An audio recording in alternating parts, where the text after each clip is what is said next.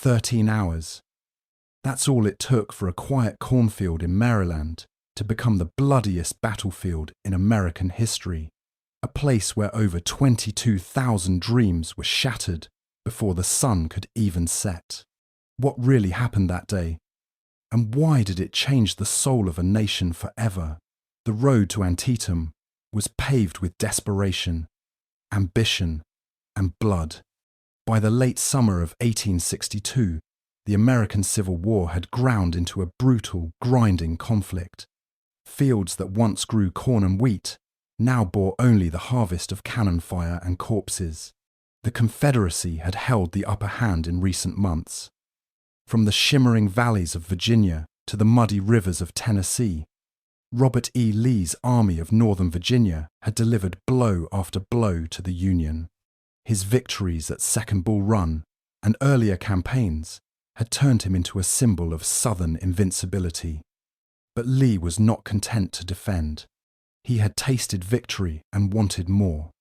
President Abraham Lincoln, weary-eyed and war-weathered, sat in the White House watching support for the war dwindle like candlelight in a storm. The Union had suffered defeat after defeat. Enlistments dropped. The press howled. Politicians whispered of peace negotiations. And Lincoln knew that if he could not change the course of the war soon, the Union might fracture beyond repair not just in geography, but in spirit. Lee understood this fragility. He believed that one decisive blow on Northern soil might bring the conflict to an early close. He hoped that marching into Maryland would rally support from Southern sympathizers there, perhaps even push the border state into secession. More than that, he believed that a Confederate victory in the North might convince Britain or France to recognize the Confederacy as a sovereign nation. Recognition would mean aid. Aid would mean survival. And so, in early September of that same year, Robert E.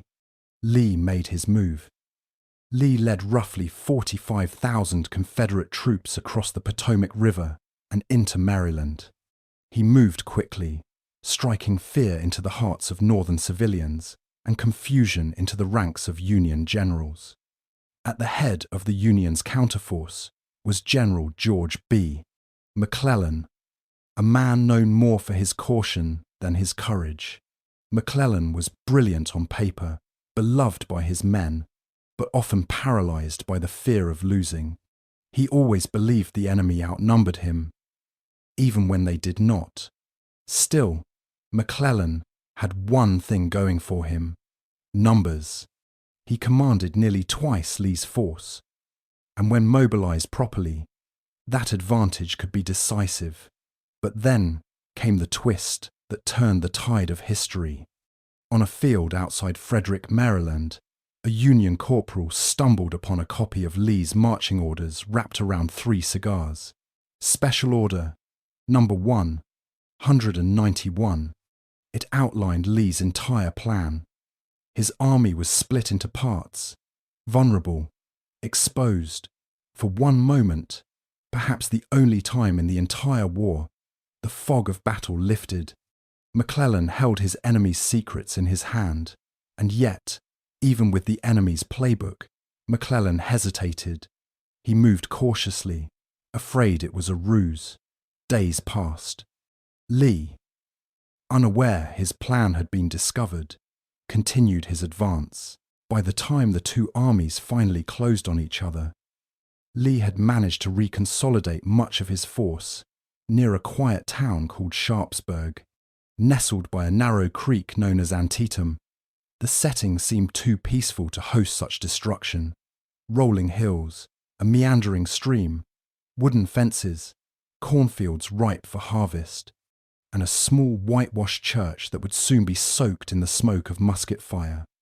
On September 16th, both armies stared across the fields and began placing their guns. Skirmishers darted through the brush. Cannon crews found high ground. Infantrymen sharpened bayonets and whispered prayers under flickering lanterns. The night before battle always holds a special kind of silence, the kind that knows it's about to be broken. For the soldiers, many barely beyond boyhood. The coming hours would be their last. For some, it was their first battle. For others, just another march into the mouth of death. Letters were written that night, some folded into coat pockets, others buried beneath rocks, never to be delivered. Chaplains moved from campfire to campfire, offering final comforts. And high above it all, the moon looked down on a nation at war with itself. By dawn, more than 100,000 men would be locked in mortal combat across the fields of Antietam.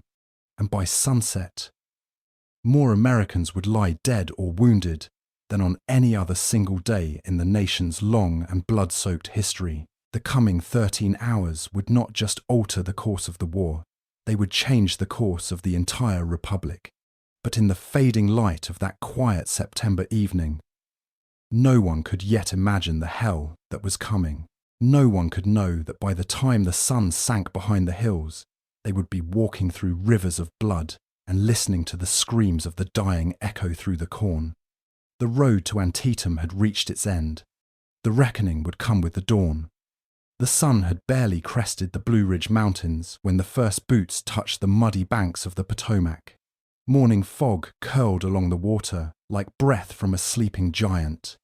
It was early September of 1862, and General Robert E. Lee was making the boldest gamble of his military career. His army of Northern Virginia, battered but unbowed, was crossing into Union territory. For the first time in the war, Southern soldiers were marching on Northern soil. The river crossing wasn't just a tactical move, it was a message to President Lincoln, to the people of the North, to the governments of Britain and France. Lee wanted to prove that the Confederacy was not merely surviving, it was winning. A decisive victory on Union ground might break the North's will to fight. It might bring foreign recognition, and it might end the war on Confederate terms. Maryland was the target, a border state, slaveholding but still in the Union. It stood like a knife's edge between allegiances. Lee believed the people of Maryland, weary of Union occupation and Northern politics, might rise in support of the Southern cause. But as his columns pushed through dusty roads and narrow passes, no cheering crowds greeted them. No rebel flags waved from the rooftops. The locals watched from behind shuttered windows.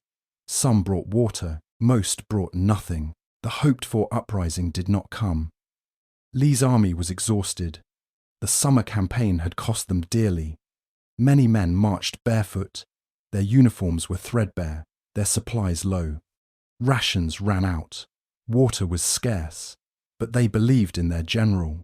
Lee inspired something deeper than disciplined faith. He led from the front, calm, composed, never shouting, never faltering. To many of his men, he was more than a commander. He was destiny in grey. But Lee's decision to divide his army while in enemy territory was dangerous. He sent Stonewall Jackson with a portion of his force to seize the federal arsenal at Harper's Ferry. Other divisions fanned out to scout, forage, and secure positions across western Maryland. The army was spread thin across unfamiliar terrain. Communication lagged, coordination frayed. Yet Lee believed in swift strikes and bold maneuvers. He believed McClellan, his opposite in every way, would never move fast enough to take advantage. General George B. McClellan, commanding the Union Army of the Potomac, had been handed an opportunity few commanders ever receive. He had superior numbers. He was fighting on home ground, and he had the most critical piece of intelligence of the entire campaign, though he didn't yet know it. In a field outside Frederick, Maryland, Union soldiers from the 27th Indiana were taking a brief rest. One soldier spotted something odd lying in the grass, a manila envelope wrapped around 3 cigars. Inside the envelope was a copy of Special Order Number 191, Lee's orders, his movements, his plans, in stunning detail. It was the kind of gift that could shatter empires. The Confederate Army's dispersal, the timing of its maneuvers, the vulnerability of its flanks. It was all there, laid bare. It made its way up the chain of command quickly, urgently, until it reached McClellan. He read it. He reread it. He knew immediately what he held. "Here is a paper," he reportedly said, "with which, if I cannot whip Bobby Lee, I will be willing to go home." But McClellan's genius never moved at the pace of war. He was deliberate to a fault. He suspected it might be a trick. He feared being outnumbered, even though Lee's forces were half the size of his own. Rather than striking immediately, he waited, reorganized, sent cautious scouts. His hesitation would cost him dearly. Meanwhile, Lee was unaware that his hand had been revealed. His soldiers continued pushing north, unaware that the tide was about to turn. The mood in the Confederate ranks was a strange mix of weariness and hope. They marched past rolling farmlands and quiet towns. The air was thick with late summer heat. Dust coated their throats. Some sang. Some limped. Some, already wounded in spirit, wrote letters home they would never mail. And all the while, the trap was tightening. McClellan was finally on the move. Tens of thousands of blue-coated Union soldiers began closing in. But the great blow McClellan could have struck was slipping through his fingers. Lee had time barely to pull his scattered forces back together. He chose a place near a sleepy creek and a village called Sharpsburg. There, he would make his stand. The Potomac had been crossed. The Confederacy had taken its war to northern soil. But the invasion would not go as planned. The road ahead would be paved in fire and soaked in blood. The cigars left behind in that Maryland field had lit more than a match. They had lit the way to Antietam. It was a quiet morning near Frederick, Maryland. The air was thick with the scent of wet grass and ash, the kind that clings to soldiers' boots long after the march is over. The Union's 27th Indiana Infantry had paused to rest in an open field, scattered with discarded Confederate supplies. War leaves behind all kinds of things: bloody bandages, burnt rations, splintered rifles. But what these men found lying in the dew would turn out to be more valuable than gold. 3 cigars, neatly rolled, bound together in brown paper, tucked into the grass like they'd been forgotten in a rush. At first glance, it was nothing, just a lucky break for a soldier who hadn't tasted tobacco in weeks. But as Corporal Barton Mitchell unrolled the wrapper to take the cigars, his fingers brushed against something more. Inside the paper was a folded, official-looking document. No one thought much of it until they read the heading. Headquarters, Army of Northern Virginia, Special Order Number 191. It didn't take long for the officer on duty to realize what he was holding. The document detailed the precise movements of General Robert E. Lee's army.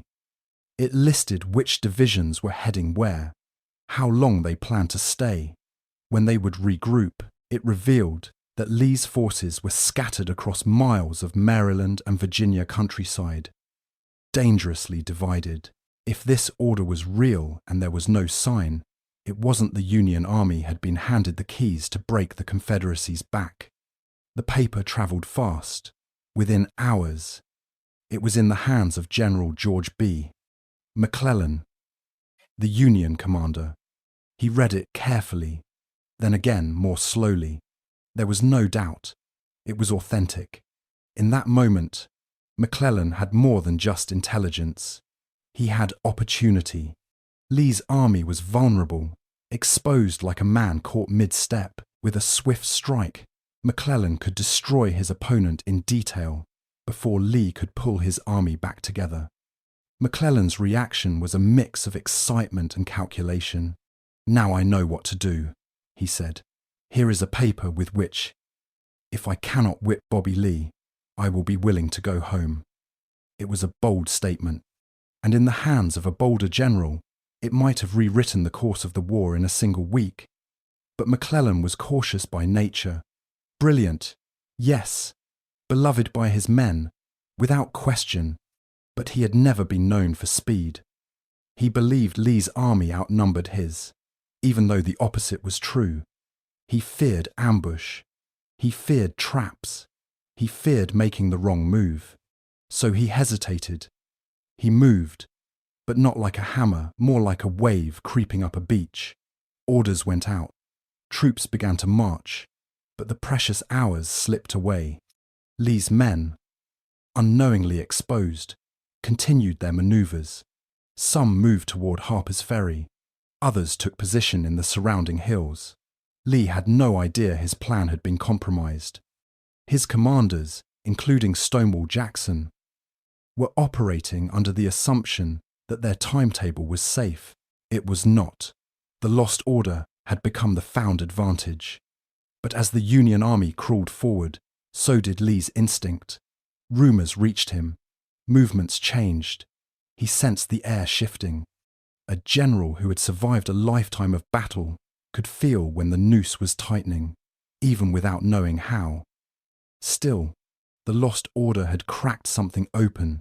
Until that moment, Lee's campaign into the north had been a gamble cloaked in secrecy.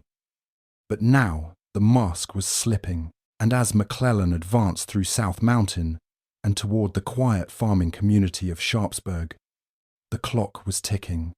Every step closed the distance between two great armies and the bloodbath that was to come.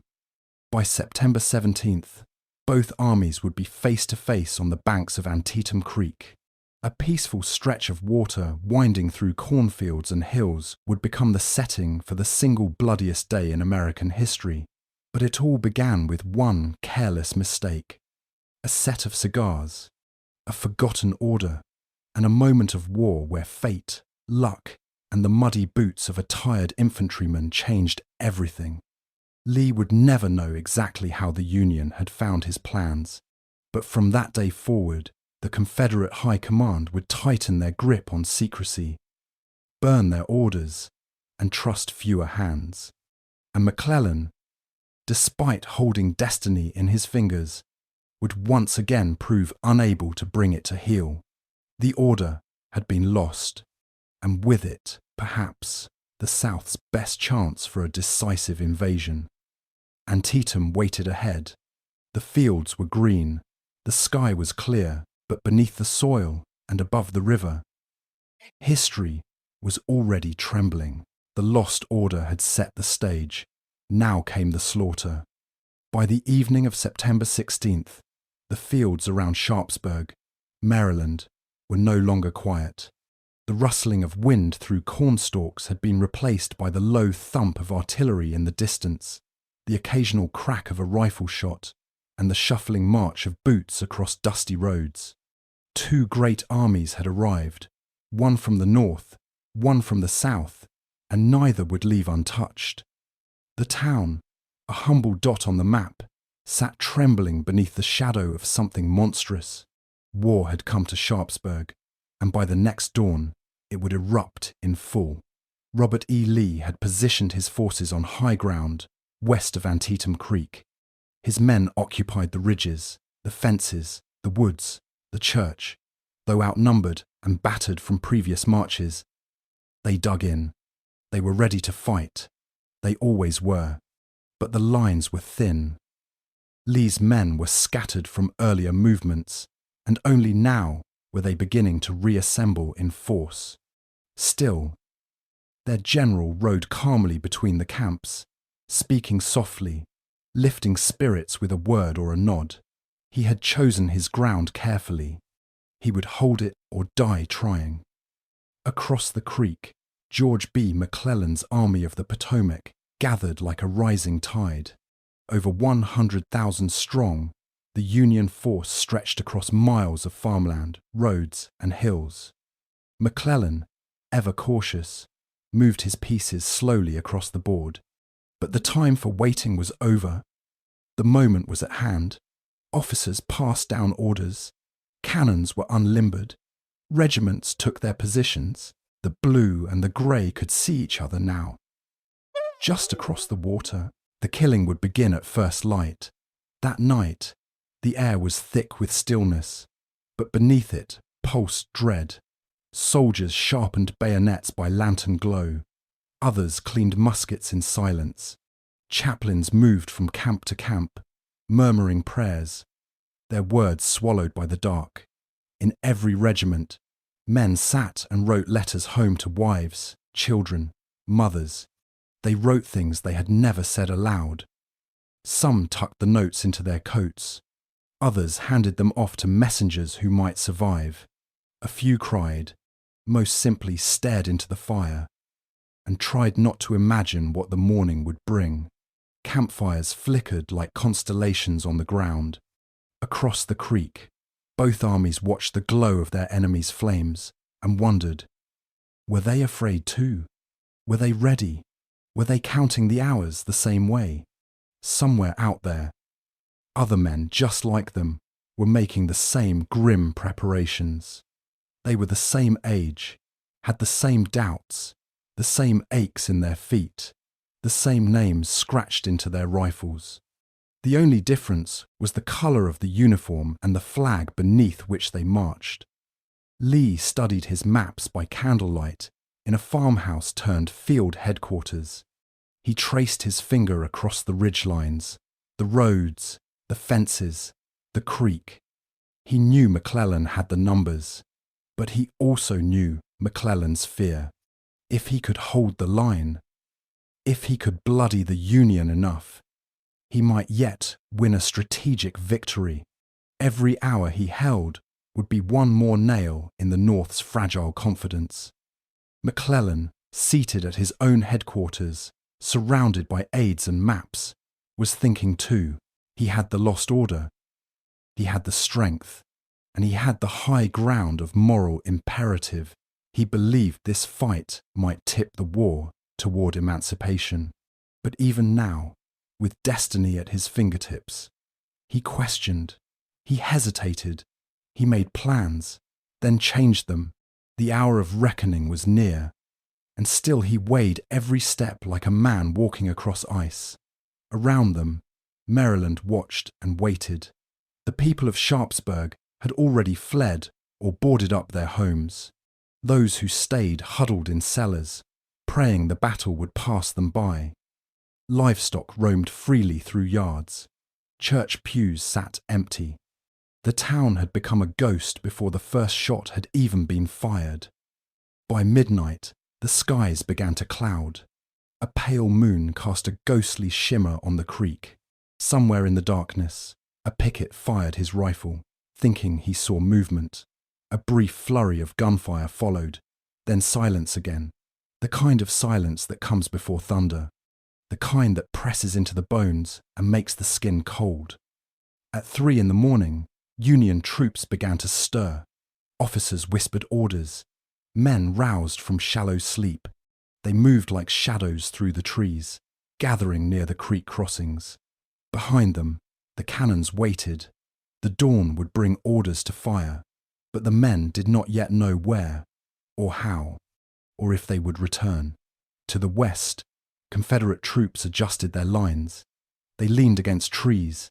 They watched for signal lanterns.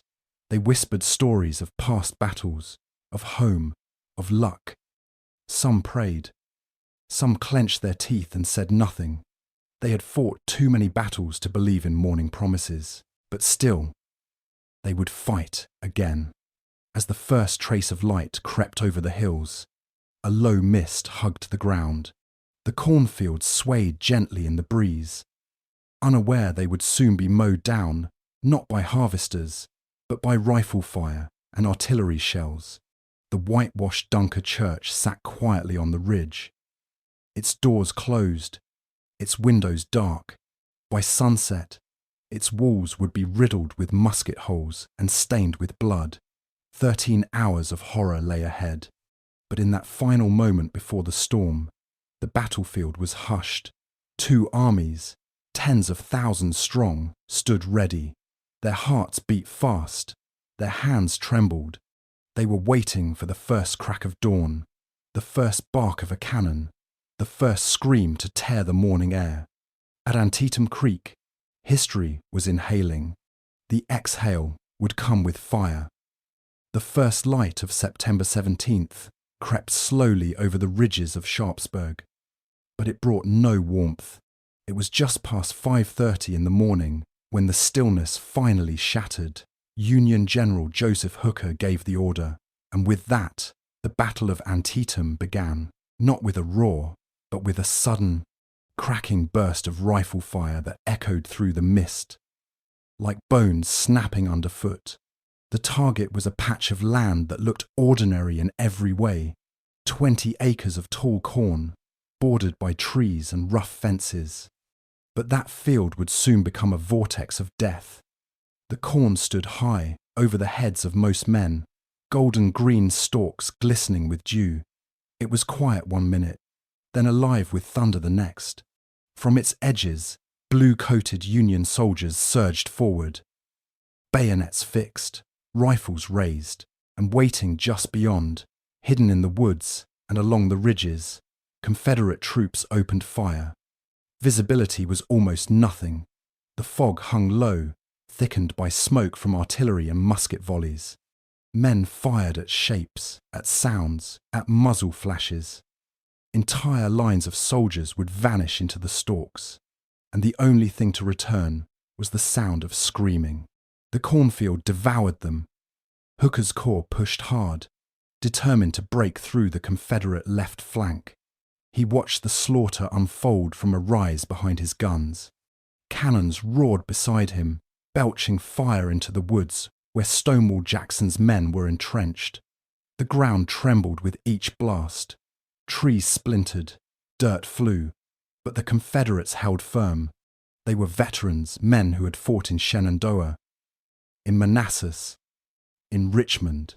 They knew how to die, and more importantly, how to make others do it first.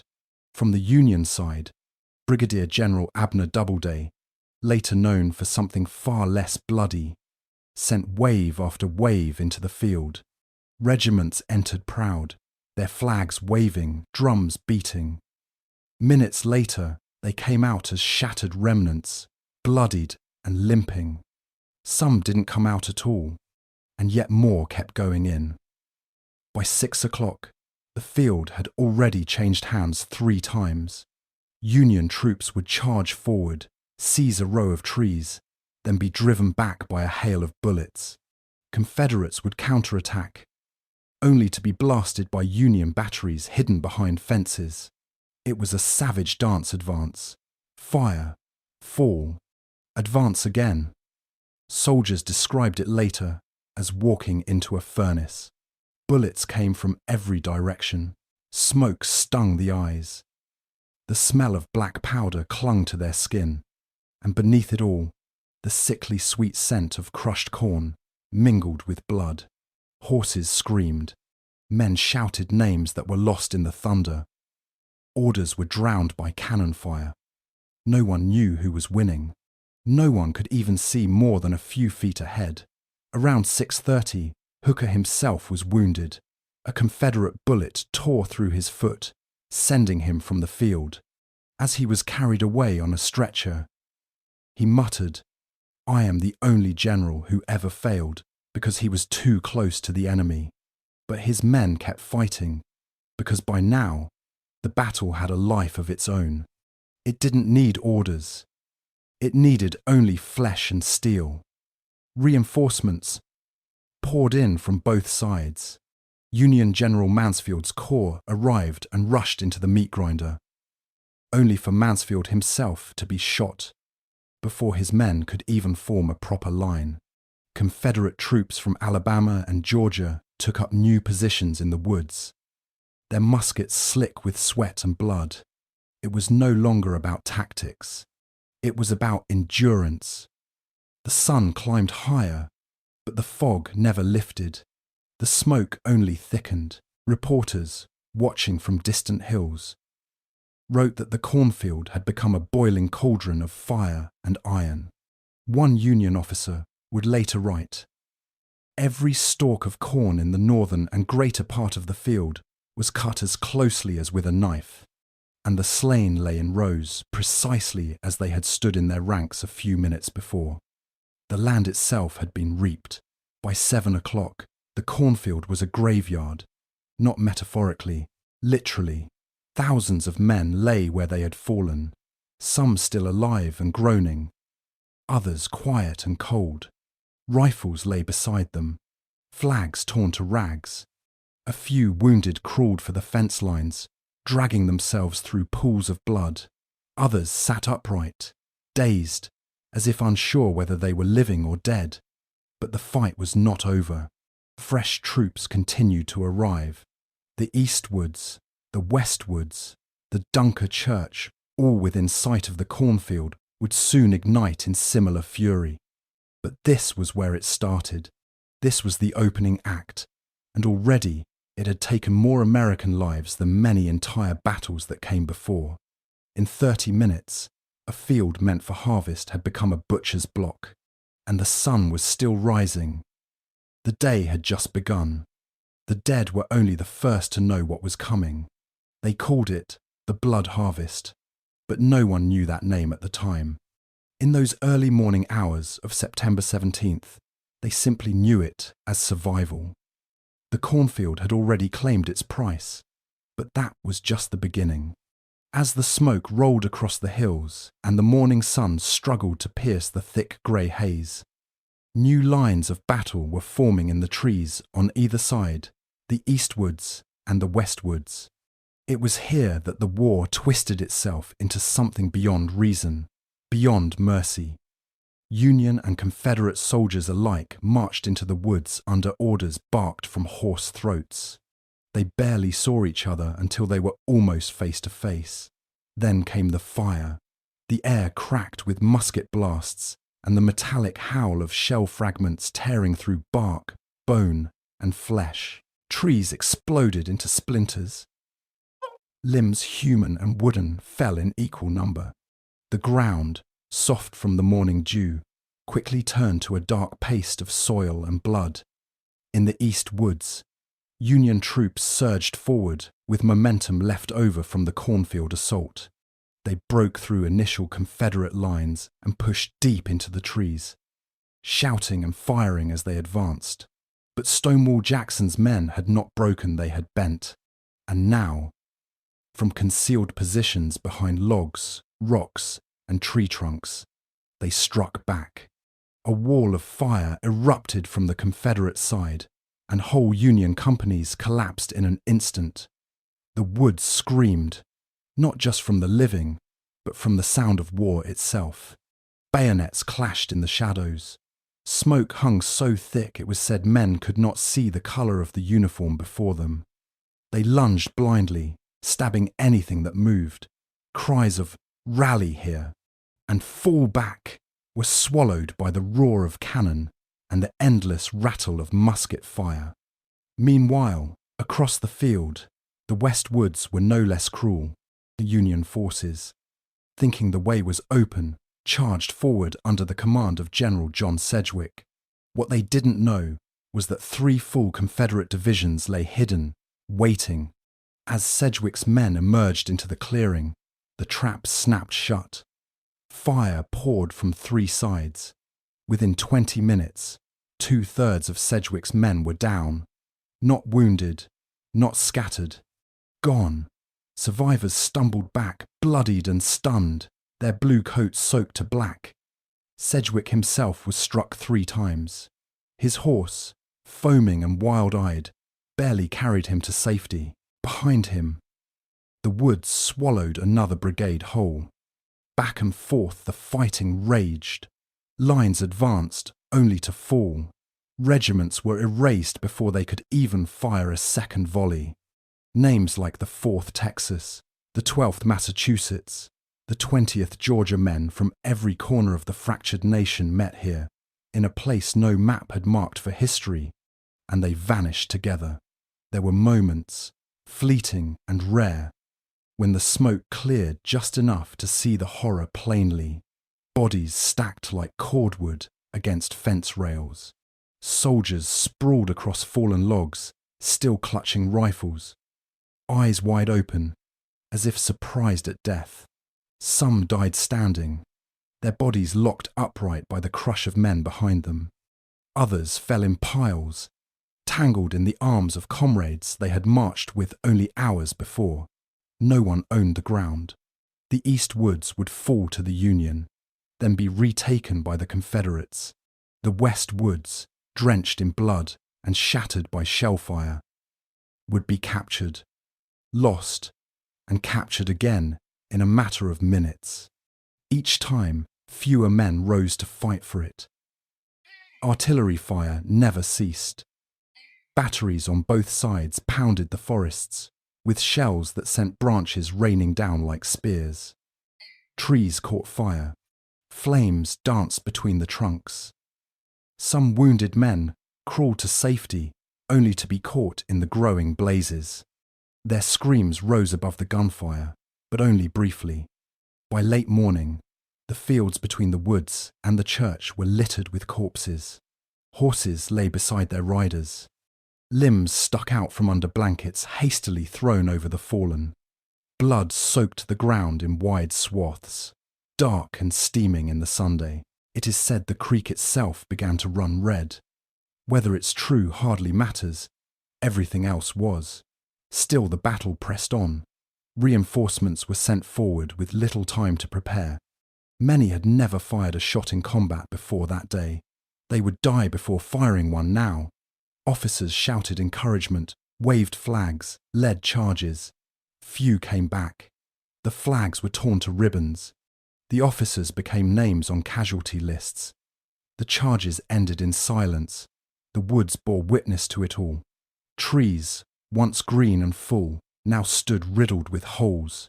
Branches torn down like the arms of the dead. The birds had fled. The animals gone. All that remained were men with hollow eyes and bloodied hands, fighting for ground neither side could hold. By midday, the fields between the east and west woods had become a no-man's land. Neither side could cross it without withering fire. Neither side would retreat. The battle had become less about strategy and more about attrition. The blood harvest continued. This was not war in the grand sense. There were no glorious charges, no triumphs of manoeuvre. This was slaughter, pure and senseless, and it would not be the last that day. But in those woods, in those terrible hours between sunrise and noon, the Civil War reached a kind of madness that no history book can fully hold. No man owned the field. It belonged to the smoke, to the screams, and to the dead. By mid-morning, the ground near the small whitewashed Dunker Church had become the eye of the storm. A once peaceful meeting house for pacifist worshippers now stood at the centre of the bloodiest battlefield the young nation had ever known. Smoke clung to its eaves like mourning cloth. Shattered branches littered its yard. Just beyond, on a slight ridge rising gently from the west, General Thomas Stonewall Jackson had drawn his line. And there, beneath tattered flags and trembling trees, his men prepared to make their stand. They had already endured the worst of it in the cornfield and the east woods, but now they dug in along the ridge near the church, facing an enemy who refused to yield. Jackson's men, veterans of every brutal campaign from the Shenandoah Valley to the 7 days' battles, now held what little high ground they could find. Trees provided the only cover. Rocks, hastily piled, served as crude breastworks. Ammunition ran low. Throats were raw, but still they held. Wave after wave of Union soldiers advanced. First came Hooker's battered divisions, then Mansfield's corps. Now under new command, after the general himself had fallen earlier that morning. Fresh troops surged forward with grim resolve, banners raised high, their boots sliding on ground already slick with blood and mud. The approach to the ridge was narrow and exposed. Union regiments were funneled through open fields. The corn now flattened, the fences splintered. It was like charging into the mouth of a furnace. Jackson's artillery opened up first cannon fire, tearing across the slope, flinging bodies backwards in a hail of iron. Then came the muskets. Thousands of rifles barked in ragged rhythm, spitting fire and smoke into the oncoming blue ranks. Men fell in rows. Officers shouted to keep the line moving, but often they were the first to drop.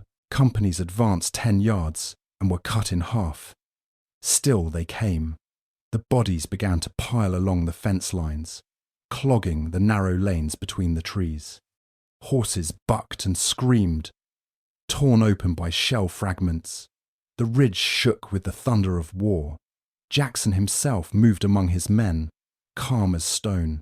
His uniform was stained, his beard caked with dust and sweat. He offered no grand speeches, no theatrics. He simply pointed, nodded, prayed under his breath. To those around him, he seemed unshakable. A rock amid a flood, Stonewall. Across the field, Union artillery responded. From the far side of Antietam Creek, cannon batteries hurled their own storm toward the ridge. The earth convulsed. Trees snapped in half like kindling. Smoke rose in choking plumes. The forest, once thick and green, became a haunted skeleton of blackened trunks and smoking roots. And yet, Jackson's line held. His Virginians, his Georgians, his Carolinians. They fought like men who had nothing left but the earth beneath their boots and the brothers at their side. Some fired blindly into the fog. Others waited for silhouettes to emerge before pulling the trigger. Powder-blackened faces peered from behind tree stumps. Blood ran into the collars of men who no longer noticed. The Union forces did not falter. Reinforced by General Sumner's corps, they launched a fresh assault, this time focusing on the woods behind the Dunker Church. It was close fighting, muzzle to muzzle, bayonet to bayonet. The trees offered no protection. Shells from both sides tore limbs from trunks and men alike. The air was thick with iron and smoke, and the copper scent of death. At one point, Union troops surged so close to the church that they nearly overran the Confederate artillery. Jackson's guns fell silent, their crews either killed or retreating. But a fierce counterattack drove the bluecoats back, and the guns roared to life again, as if awakened by the smell of blood. All the while, the little white church stood untouched by direct fire, as if shielded by some invisible force. But around it, nothing remained whole. Trees were stripped bare. The ridge itself was cratered and scorched. The wounded dragged themselves through the brush, moaning for water or mercy, or mothers who would never hear their names again. And through it all, Jackson stood. He had once said that he would rather lose his right arm than see the Union triumph. On this day, that sentiment seemed carved into his face. He refused to yield the ridge. He refused to abandon the church. Whatever force had forged his will, God, country, pride, it burned as hot as the cannons at his back. By late morning, both sides were nearing exhaustion. Ammunition dwindled.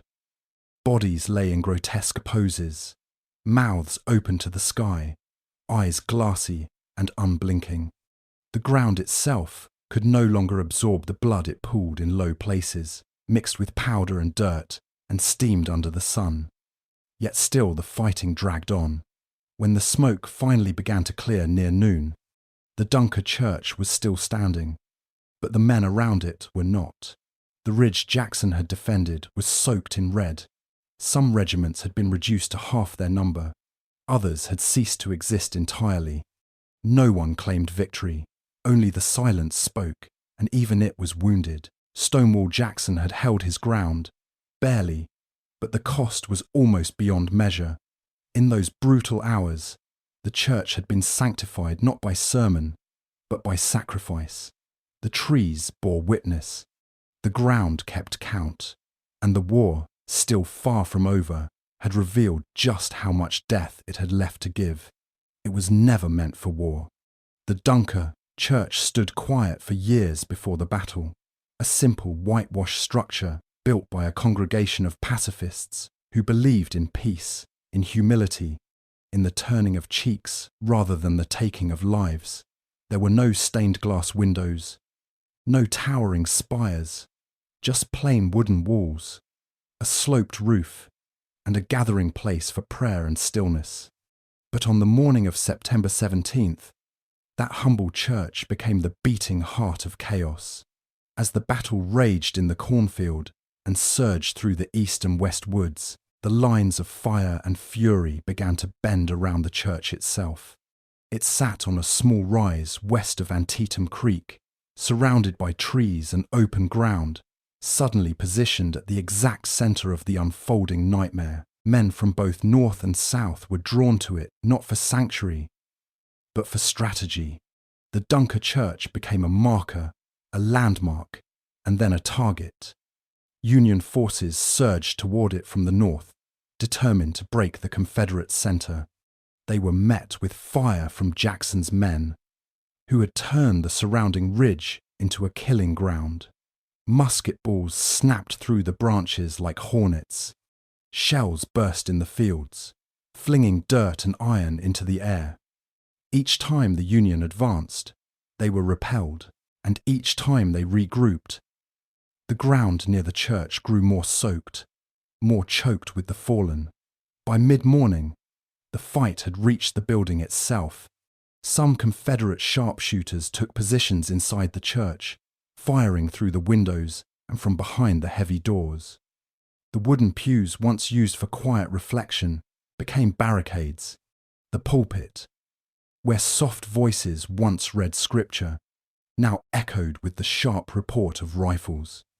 Smoke poured from the windows like incense turned evil. Union soldiers, desperate to drive the enemy out, returned fire with equal fury.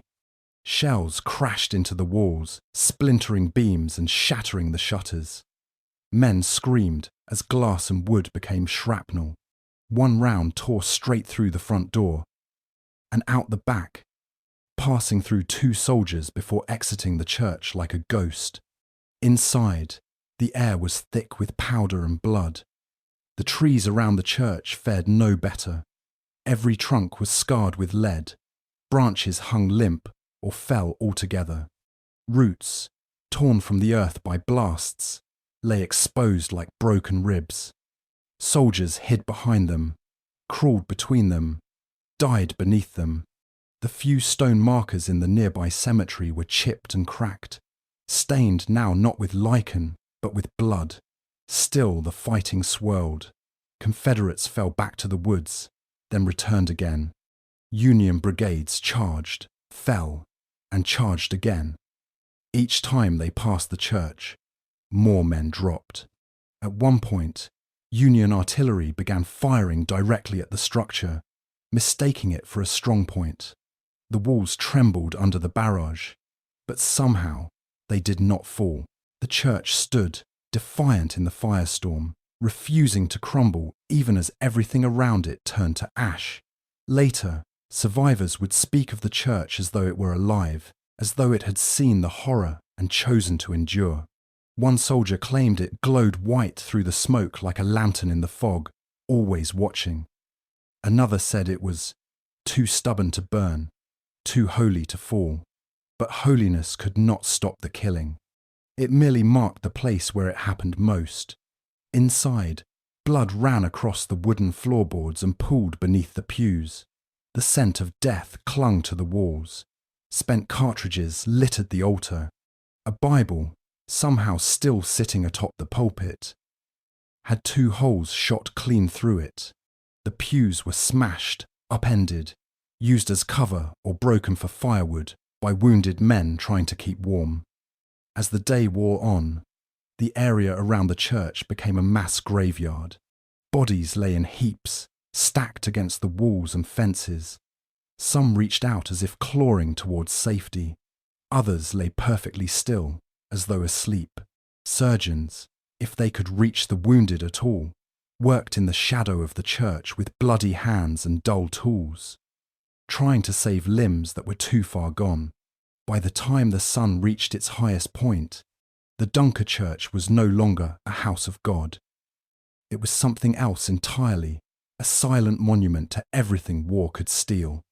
And yet, through all the gunfire, the screaming, the smoke, and the slaughter, the building stood, roof scorched, walls peppered with holes, windows shattered, but it stood. No one would claim victory there. No one would hold it for long. The ground changed hands again and again. The blood beneath the trees was from both sides. And in the days that followed, when the shooting stopped and the dead were finally counted, the Dunker Church was still there, mute, broken, and bearing witness. For generations to come, men would walk past those walls and feel the weight of what happened there. They would run fingers over bullet holes and wonder how a place built for peace could survive such fury. And some would say it survived not in spite of the war, but because it had to, because it had seen what men could do, and somehow it remained, still, standing, watching, remembering. By 9 o'clock that morning, the sun had risen high enough to burn through some of the haze, but it brought no comfort. The light only revealed the horror more clearly. Cornfields trampled and soaked red, forests shredded and smouldering, white smoke drifting over fences, through trees, around bodies, thousands of them, some moving, most still. The Battle of Antietam had been raging for less than 4 hours, and already more than 12,000 men were gone. They lay in heaps at the edges of the east and west woods, scattered across the blasted cornfield, slumped near the Dunker Church, sprawled in fence rows and shallow dips in the ground. Some were dead, some were dying, some, too wounded to cry out, stared blankly at the sky, blinking slowly, as though trying to remember what day it was. For many, the world had narrowed to a field of pain and silence, broken only by the far-off thunder of artillery, and still the battle was not done, not even close. Commanders on both sides were shaken. They had expected a fight. They had not expected this. General Joseph Hooker, now recovering from a wound to his foot, had spoken earlier with confidence. He had believed the morning would bring a Union breakthrough. But when he was carried from the field, all he could say was, "My God, what a slaughter." His men had charged 3 times into the cornfield. None of those lines had come back whole. Some had not come back at all. On the Confederate side, General Jackson's face was grim. His men had held the line near the Dunker Church, but just barely. Every time a regiment was pushed back, another took its place, only to fall under the same rain of fire. The ground they defended was red and soft beneath their boots. Wounded men crawled between tree roots. Some tried to drink from canteens that held nothing but mud. And still the orders came: advance, hold, fire, reload, charge. It had become a rhythm of death. Officers shouted commands with what was left of their voices. Colour-bearers hoisted flags high bright, fluttering targets that marked the centres of each surge. Musicians who had once played marches now served as stretcher-bearers, dragging wounded comrades to makeshift aid stations behind the lines. The bandages ran out quickly. The doctors did what they could, which was almost nothing. In the Union ranks, General Sumner's corps was thrown into the fight with hopes of tipping the scales. But the terrain worked against them. Narrow lanes, low fences, and twisted woods turned every advance into a funnel of death. Confederate sharpshooters, hidden behind trees and rocks, picked them off as they moved. And when they reached the enemy lines, what waited was close-quarters chaos. Bayonets, rifle butts, knives, screams that came from the soul. At one point, near the centre of the field, both sides stopped firing, not by truce or design, but because smoke had thickened so much that no one could see. Men paused, muskets raised, panting, blinking through the fog, unsure whether the shape in front of them was friend or foe. Then someone fired, and the killing resumed. A Union colonel, his face black with powder and streaked with sweat, shouted to his men to hold the line. Moments later, he was cut down by a bullet that entered through his eye. A Confederate major led a charge through a gap in the Union line, only to be blown to pieces by canister fire before reaching the crest. Each side threw men forward like waves against a cliff, and each wave broke. By now, the ground was beyond churned. Blood soaked through every patch of grass. Horses lay bloated in the Sunday. Pieces of equipment, knapsacks, bayonets, caps were scattered everywhere, some still clutched by dead hands. And in the middle of it all, the flag still fluttered, tattered, burned, riddled with holes but raised. The generals, watching from distant hills or mounted in the rear, could barely make sense of what was happening. Maps were useless now. The lines had dissolved. Regiments had become clumps of exhausted, half-dead men holding whatever ground they could. Communication broke down.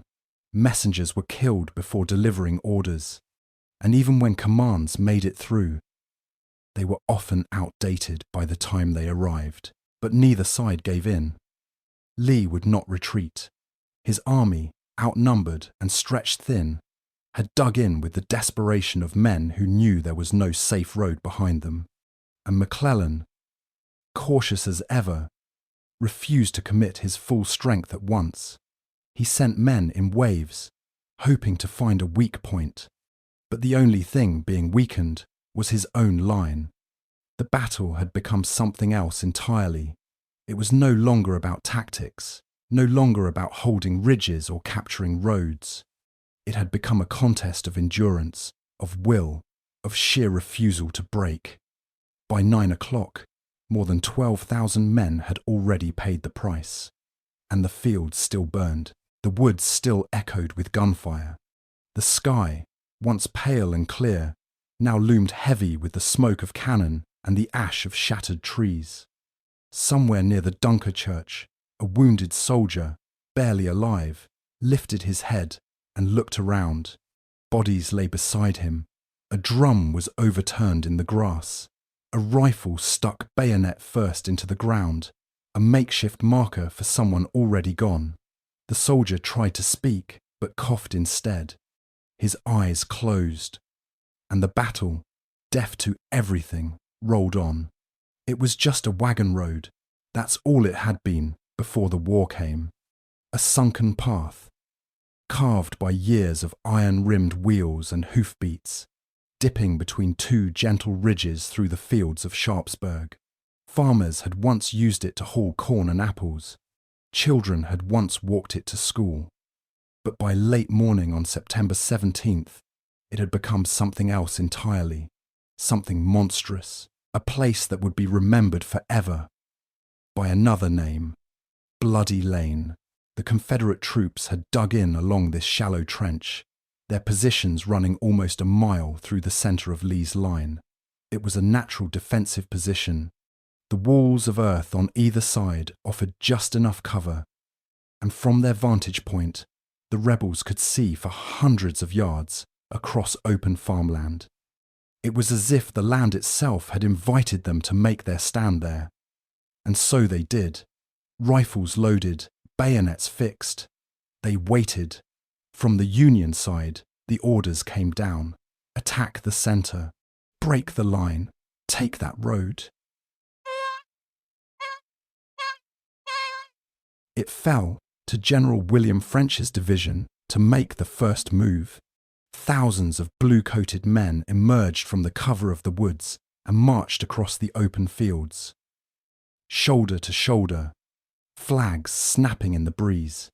At first, the sun was in their favour, blinding the defenders.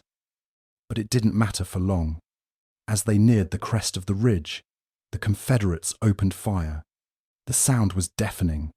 A wall of bullets and buckshot slammed into the Union ranks. Men fell in droves, some without a sound, others screaming as they crumpled to the ground. Still, more soldiers came on behind them. The field seemed to swallow them whole. Cannons joined the chorus, their blasts shaking the earth, their shells turning bodies into mist.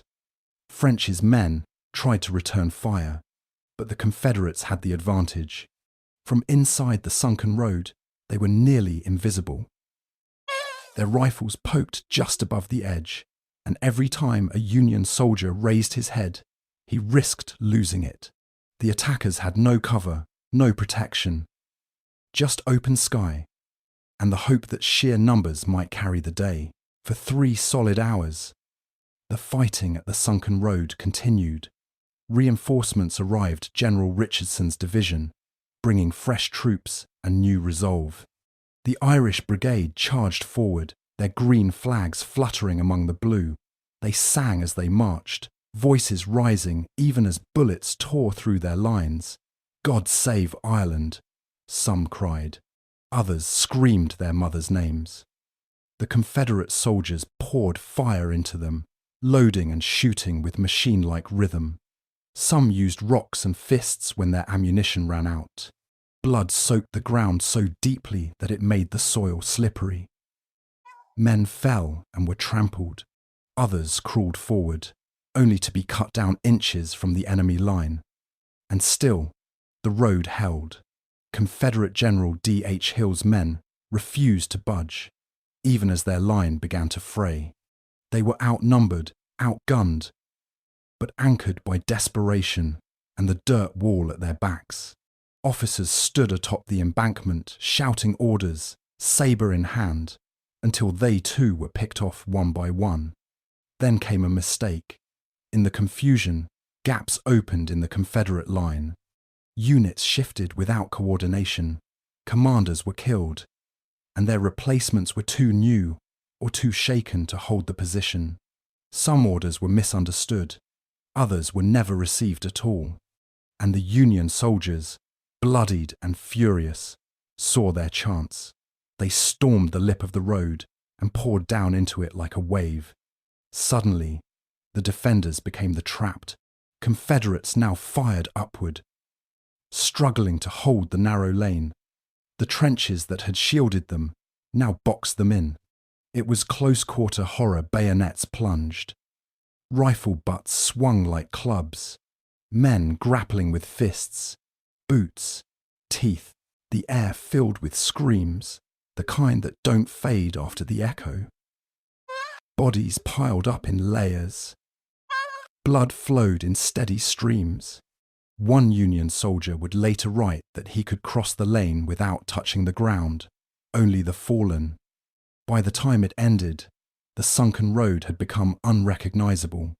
No longer just a path, it was a trench filled with corpses. Faces frozen in shock, eyes staring skyward, limbs twisted, muskets clutched in dead hands. The road was red, the grass beside it blackened and stomped flat. Vultures began circling long before the smoke cleared. Some Confederate survivors managed to escape, retreating toward the southern end of the field. Others surrendered, too wounded or too stunned to resist. Union soldiers, equally broken, stumbled forward and slumped beside the walls. No one cheered. There was nothing to celebrate. Later, when reporters and photographers arrived, they would stand in silence at the edge of the sunken road. Some refused to write. Others simply wrote the words "meat grinder" in their notebooks. That was what it had become. A machine for death, fed by the courage and fear of thousands, and oiled by the blood of boys who had marched off, thinking they would be heroes. The center of the Confederate line had finally broken. But the cost had no number, only names and silence. And even as the Union flag was raised above the ridge, the guns elsewhere kept firing. The battle was not yet done, not by a long shot. They marched as if summoned by the saints themselves. The Irish Brigade, forged in fire and exile, advanced across the blood-soaked fields of Maryland, under a sky thick with smoke, their green flags, embroidered with golden harps and Catholic iconography, cut through the haze like ghosts of old Ireland. These were not fresh-faced farm boys. They were immigrants and sons of immigrants. Men who had fled famine. Men who had been spat on in the streets of northern cities. Men who now charged into the furnace not to prove their loyalty, but to write it in blood. General Thomas Francis Meagher rode at their head, proud and defiant, a man born in Waterford who had once been exiled for rebellion. Now he wore Union blue, but in his heart still burned the flame of resistance. His command echoed through the ranks forward, and the Irish moved as one. Their boots crushed spent cartridges. Their coats were already flecked with mud and blood from the morning's carnage. Around them, the battlefield shuddered with cannon blasts and the screams of dying men. Ahead was the sunken road, already littered with bodies. Beyond that, the Confederate line. The enemy knew they were coming. From inside the sunken lane, rebel sharpshooters watched the green flags approach and opened fire with deadly precision. Bullets cut through the ranks, punching holes in the proud line. But the Irish kept coming, their voices rising above the roar of musketry. Some shouted the old Gaelic battle cries, others sang hymns, and all around them, the smoke swirled like incense in a cathedral built not of stone, but of death. Their rifles barked in return, volleys sharp and disciplined. They advanced by the book, as they had drilled line by line, shoulder to shoulder, even as men dropped beside them. One step forward, reload, fire, step again. Close the gaps, keep the colours flying.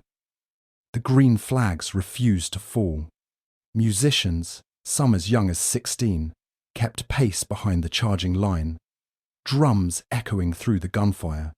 Officers waved their swords, shouting encouragement, only to be silenced mid-sentence by a Confederate ball. Blood sprayed. The ranks closed. The line moved forward still. And then they reached the lip of the sunken road. What followed was chaos given form. The Irish fired downward into the trench, and the Confederates fired upward. Faces were just feet apart. Smoke stung the eyes. Rifles flashed like lightning in a thundercloud of men. Bayonets met flesh. Hands grasped at enemy coats. Some fell without knowing who had struck them. Others died with their fingers still on the trigger. The sunken road became a cauldron, but the Irish did not break. One sergeant, his jaw shattered by a bullet, continued to fight with one arm while holding his lower face together with the other. A drummer boy knelt beside his fallen captain, using the drum as a shield, reloading the officer's pistol so he could keep firing. Blood slicked the grass.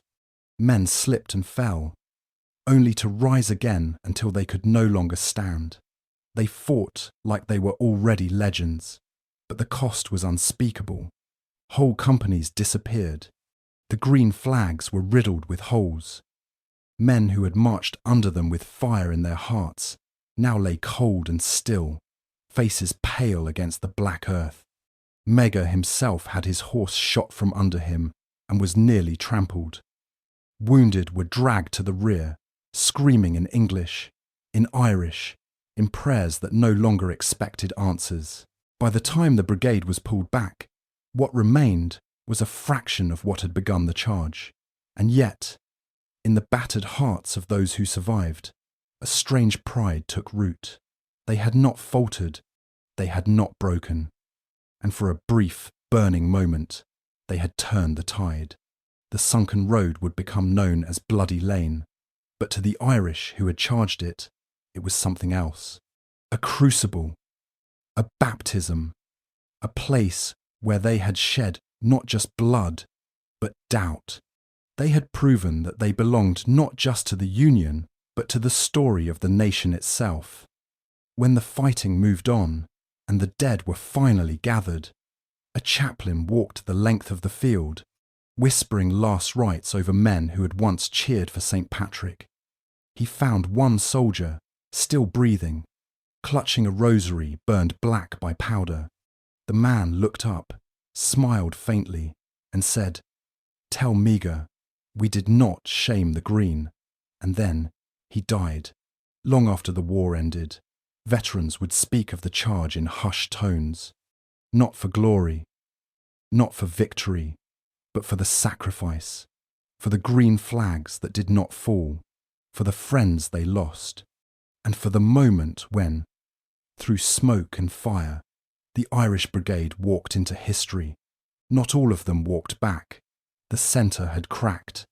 After hours of grinding death and unrelenting fire, the Confederate line at the sunken road buckled under the weight of blood and lead. It didn't happen all at once. First, there was a ripple, then a collapse. Officers shouting orders fell mid-sentence. Messengers never returned. The fire from the trench slowed, then sputtered, and finally stopped altogether. What had been a wall of resistance became a gaping wound. The sunken road, once the backbone of Lee's position, was now a red ditch filled with the dead and dying. Union soldiers, weary and trembling, stood at its edge in disbelief. Some stared into the trench, their faces pale, their eyes hollow. Others pushed forward cautiously, bayonets raised, expecting another volley. But it never came. The defenders were gone, or dead. The lane had fallen, and beyond it, the Confederate rear lay exposed. It was the moment commanders dream of, the kind that comes once in a battle, if at all. A moment when the enemy's armour splits open. A moment when you can drive the sword deep and end it. The centre was open. The road to Lee's army lay bare. The tide had turned, and George McClellan froze from his command post, high on a ridge behind the Union lines. McClellan had watched the battle unfold like a man studying a distant storm. His uniform was crisp, his gloves immaculate. His spyglass moved slowly across the field, taking in the movement of troops, the flashes of cannon, the smears of smoke and fire. But his heart, always cautious, always calculating, refused to leap. He had reserves. Thousands of fresh troops stood idle behind the front lines, whole corps, waiting for the word. They could have surged through the broken centre and shattered Lee's army. They could have turned a bloody stalemate into a decisive victory. They could have ended the war, or at least broken the back of the rebellion. But McClellan feared a trap. He imagined hidden reinforcements just out of sight. He believed Lee had tens of thousands waiting behind the hills, ready to strike the moment he committed. Never mind that scouts reported no such force. Never mind that Confederate prisoners spoke of exhaustion, of dwindling supplies, of regiments held together by little more than willpower. McClellan would not move. He sent no one forward. The men who had taken Bloody Lane looked back in disbelief. They saw the open ground ahead, saw the enemy scrambling, saw victory flickering just beyond reach, and they waited for the order that never came. Instead, they were told to dig in, to hold, to prepare for a counterattack that never materialized. In the Confederate camp, chaos reigned. General Lee rode furiously between units, rallying stragglers, ordering artillery repositioned, sending aides to patch the holes in his line. His face was lined with dirt and smoke, his eyes bloodshot. But he did not panic. He saw what McClellan had not. He saw hesitation, and he gambled. With every minute McClellan waited, Lee moved men into place. Fragmented units were sewn back together. Cannon were dragged into new positions. Cavalry rode like fireflies between ridges, giving the illusion of numbers where there were none.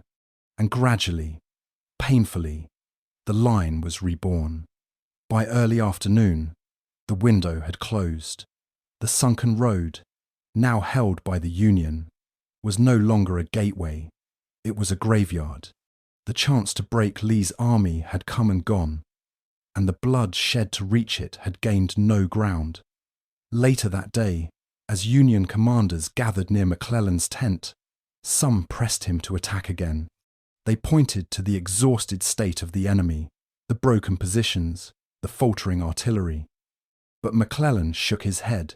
He believed he was outnumbered. He believed Lee still held the advantage. He believed that to push forward would invite disaster. And so, he chose caution. To his men, who had fought and bled and watched their friends fall like wheat in a field, it was a betrayal, not of character, but of the moment. They had earned that ground. They had cracked the line, and all they needed was the chance to finish what they had started. Instead, they waited. Across the field, the Confederate dead lay stacked in the sunken road, the trench too full to see the dirt beneath them. Union soldiers used their haversacks to fan away the flies. Some wrote letters home, trying to put into words what could not be written. Others sat in silence, watching the smoke rise, wondering why they were still alive. That night, McClellan would write to Washington. He claimed a great victory. He said he had driven the enemy back. He said he had done enough. But the truth, carried in the boots of every soldier who limped off that field, was harder to swallow. The tide had turned. The center had broken. And the war could have changed forever. But the sword had never been drawn, and the blood that had been spilled brought only silence. The bridge was old, arched, and made of stone built long before war came to these fields. Back when it had only served farmers and wagons, it crossed Antietam Creek just south of Sharpsburg, a gentle ribbon of water that now separated thousands of Union soldiers from their objective. To most eyes, it was just a crossing. But on that day, it became a crucible, and after that day, it would bear a new name, Burnside's Bridge. General Ambrose Burnside stood on the eastern bank, his face flushed with urgency, watching the hours slip through his fingers like sand. His orders were simple on paper. Flank the Confederate line from the south, take the hills beyond the creek, and cut off Lee's escape route.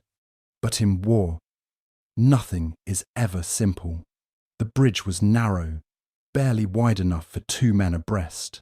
The slopes leading down to it were steep and open, and just above, nestled in the trees and rocks on the far side, Confederate sharpshooters waited like wolves. They were Georgian skilled marksmen, dug into the bluff with clear lines of fire. Their rifles cracked with terrifying precision. Every time Union troops neared the bridge, a volley rained down. Men dropped before they reached the arch. Others fell mid-span, shot through the chest or the head, collapsing on the cold stone. The creek beneath ran red. Burnside's men tried again, then again. Time after time, they were repelled, forced to dive for cover behind boulders and low ground.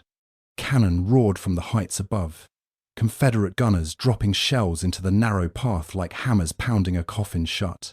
It was not a battle, it was an execution. The morning waned, noon passed. The sounds of the main battle muskets, artillery, the cries of the dying reached them from the north. But here, the struggle was condensed into one brutal truth. They could not take that bridge, and Burnside felt it slipping. He paced, he shouted, he sent messengers galloping to find a ford downstream, but even those crossings were guarded. His corps, more than 10,000 strong, was bottled up on one side of a shallow creek, staring at a bridge barely wide enough for a wagon. The irony was maddening. Some officers begged to try a mass charge. Others called for a flanking manoeuvre. Burnside hesitated. He was not a timid man, but the creek had become a barrier of blood, and every moment spent hesitating was another moment lost. Eventually, he gave the order. A regiment was chosen. They would storm the bridge head-on, muskets ready, bayonets fixed. Their commander saluted, turned, and led his men down the slope. They charged into gunfire. Smoke billowed. Stones cracked. The scream of rifles echoed through the gorge. But this time, something different happened. Enough men reached the base of the bridge. Enough climbed its curve. And enough survived the crossing. They reached the far side. They scrambled up the rocky bluff, firing as they climbed. Confederate defenders poured shot into them, but now the tide was shifting. Union soldiers spilled over the ridge like a rising tide, yelling, bleeding, relentless. And finally, after hours of slaughter, the far bank was taken. Burnside's troops swarmed across. The bridge, once a death trap, now became a highway. Flags were raised. Wounded were dragged back across the stone. Bodies were pushed gently aside. And with that crossing, Burnside looked westward toward the ridges above Sharpsburg, where the final blow might fall. But the delay had been costly. By the time Burnside's men reformed and advanced, precious hours had passed. Lee had used that time well. Reinforcements arrived from the north, including men under General A.P. Hill, who had force-marched from Harper's Ferry. Fresh troops slammed into the flank of Burnside's exhausted corps. Just as they began their final push, the Union advance staggered, then halted, then fell back. The bridge had been taken, but the hills remained in Southern hands. Later, soldiers would walk the length of that narrow arch and stare down at the water. They would see the stains on the stone, the torn flags caught in tree limbs, the rifles without owners. Some would weep, others would say nothing at all, and the name would stick. Burnside's Bridge, a monument to courage, to delay, to blood, and to what might have been. They called it Antietam Creek, but by early afternoon on that brutal September day, it was no longer a creek. It had become something else entirely. The water, once clear and shallow, now ran thick and dark with blood. Bodies floated face down in the current. Limbs jutted from the banks. And above it all stood the narrow stone crossing that had become a killing ground, the Bridge of Death. The Union soldiers had tried again and again. From morning until the heat of midday, they had hurled themselves at that bridge, like waves against rock. General Ambrose Burnside's orders were clear. Take the crossing, break through the Confederate right, and sweep into Sharpsburg. But clarity meant little when bullets tore through your skull before your boots hit the first stone. The Confederate defenders were perched high in the trees and rocks along the far bank. Georgians mostly, men who knew how to shoot and had no shortage of targets.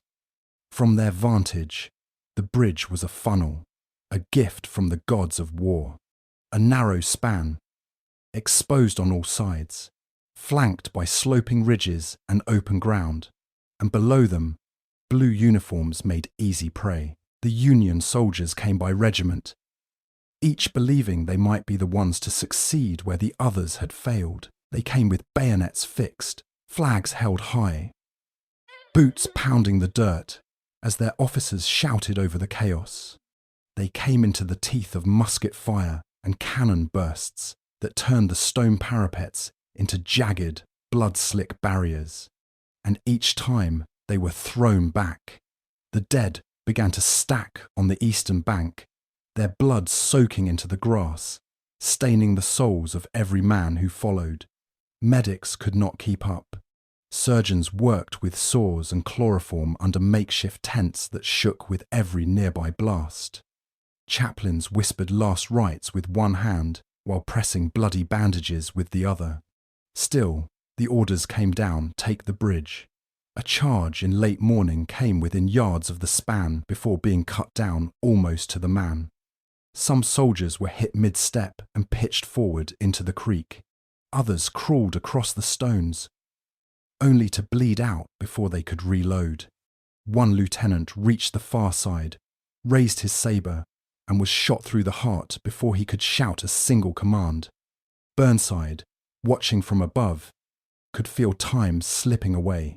Every hour lost at the bridge was a gift to General Lee. He knew it. His officers knew it.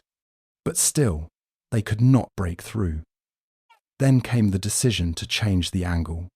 Rather than charge straight at the mouth of the bridge, Union forces looped southward, using the trees and the natural folds of the land to get closer without as much exposure.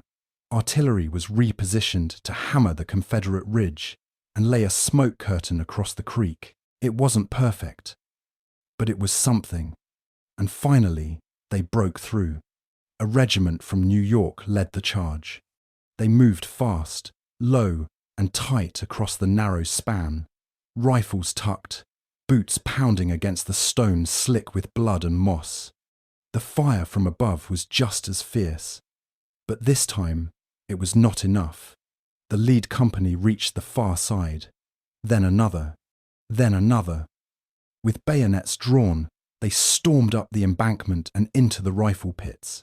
The Confederates fought back viciously, but they were exhausted, outnumbered, and caught off guard. A brutal melee unfolded, fists, blades, rifle stocks smashing into skulls. Smoke choked the trees. Screams echoed over the water. And then, suddenly, it was quiet. The ridge had been taken. The bridge was theirs. Union flags were planted on the far bank as cheers and tears erupted from the survivors. But it was not victory they tasted. It was relief, bitter and fleeting. They had taken the bridge, yes, but the price was staggering. Thousands of Union soldiers now lay dead or wounded on either side of the creek. Officers wept as they read casualty reports. Soldiers sat with heads in their hands, staring at the water as it flowed past them, red and sluggish. One man wrote in his journal that the creek had become a river of death, and he could not imagine it ever running clean again. Burnside ordered his men to push forward toward Sharpsburg, hoping to press the advantage. But by then, the momentum had faltered. Reinforcements from General A.P. Hill's division were already arriving to meet them, their uniforms coated in dust from the forced march. What might have been a decisive breakthrough now risked becoming another stalemate. But for those who had fought at the bridge, it no longer mattered. They had done what they were told was impossible. They had crossed, they had taken the ground, and they had left their souls in the water behind them. The bridge would remain long after the cannons fell silent and the armies moved on. Tourists would walk its length, snapping photographs, unaware of the thousands who had died just to set foot upon it.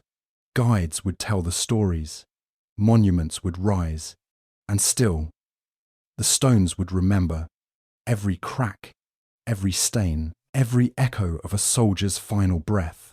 The bridge of death, carved from stone but sealed with blood. They came like a storm wrapped in dust, after marching 17 miles in one relentless stretch. General Ambrose Powell Hill's men arrived not with banners waving or drums sounding, but with the grim urgency of men who knew they were minutes from deciding the fate of a battlefield already soaked in blood. Their boots hit the ground near Sharpsburg in the late afternoon, their uniforms streaked with sweat, mud, and the cinders of their forced march from Harper's Ferry, and they did not hesitate. The Union line, having just taken the bridge and finally begun its push into Confederate territory, had barely caught its breath. General Burnside's troops had fought all day to secure a foothold, and now, as they edged closer to Sharpsburg itself, they believed, if only for a fleeting moment, that the battle might turn. The Confederate right had been stretched thin. The ridgeline just ahead shimmered in the heat. The town beyond seemed almost within reach. One more push, one more charge, and they could split Lee's army wide open. But Burnside did not know what was coming for him. Hill's division emerged from the southern trees like phantoms, red flags fluttering through the dust.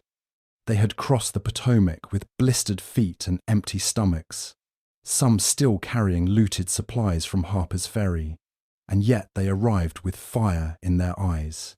Hill himself, his crimson shirt visible through the powder smoke, rode at the front.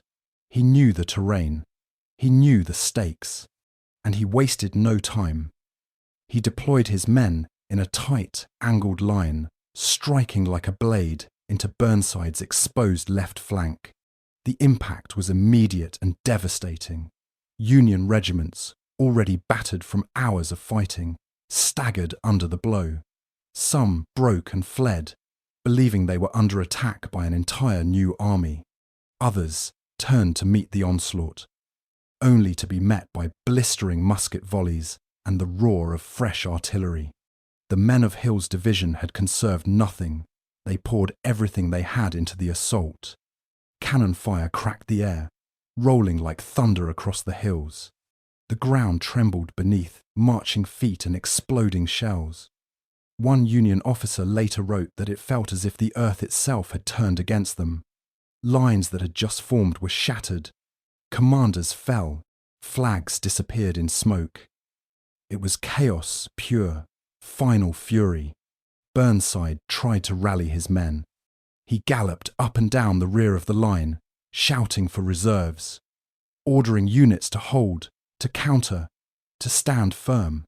But the momentum was gone. Whatever hope had surged through his core after taking the bridge now drained away, replaced by confusion and horror. The Confederates were not just holding, they were pushing back. The sun dipped lower, casting long shadows across the field. Fires burned along the creek. Wounded men screamed for help, only to be drowned out by the next barrage. Every inch gained that day was now being clawed back by men who had not even been present for the morning's carnage, and they fought like they had come to end it. A Confederate sergeant from South Carolina led a charge that drove through a Union artillery battery, bayoneting the crew before turning the guns on the retreating line. A young Union private, barely 17, was seen carrying his wounded captain on his back as he ran from the ridge. Neither of them made it out. The field was swallowing them all. As twilight fell, the Union line bent, then buckled, then held just barely. Burnside had no choice.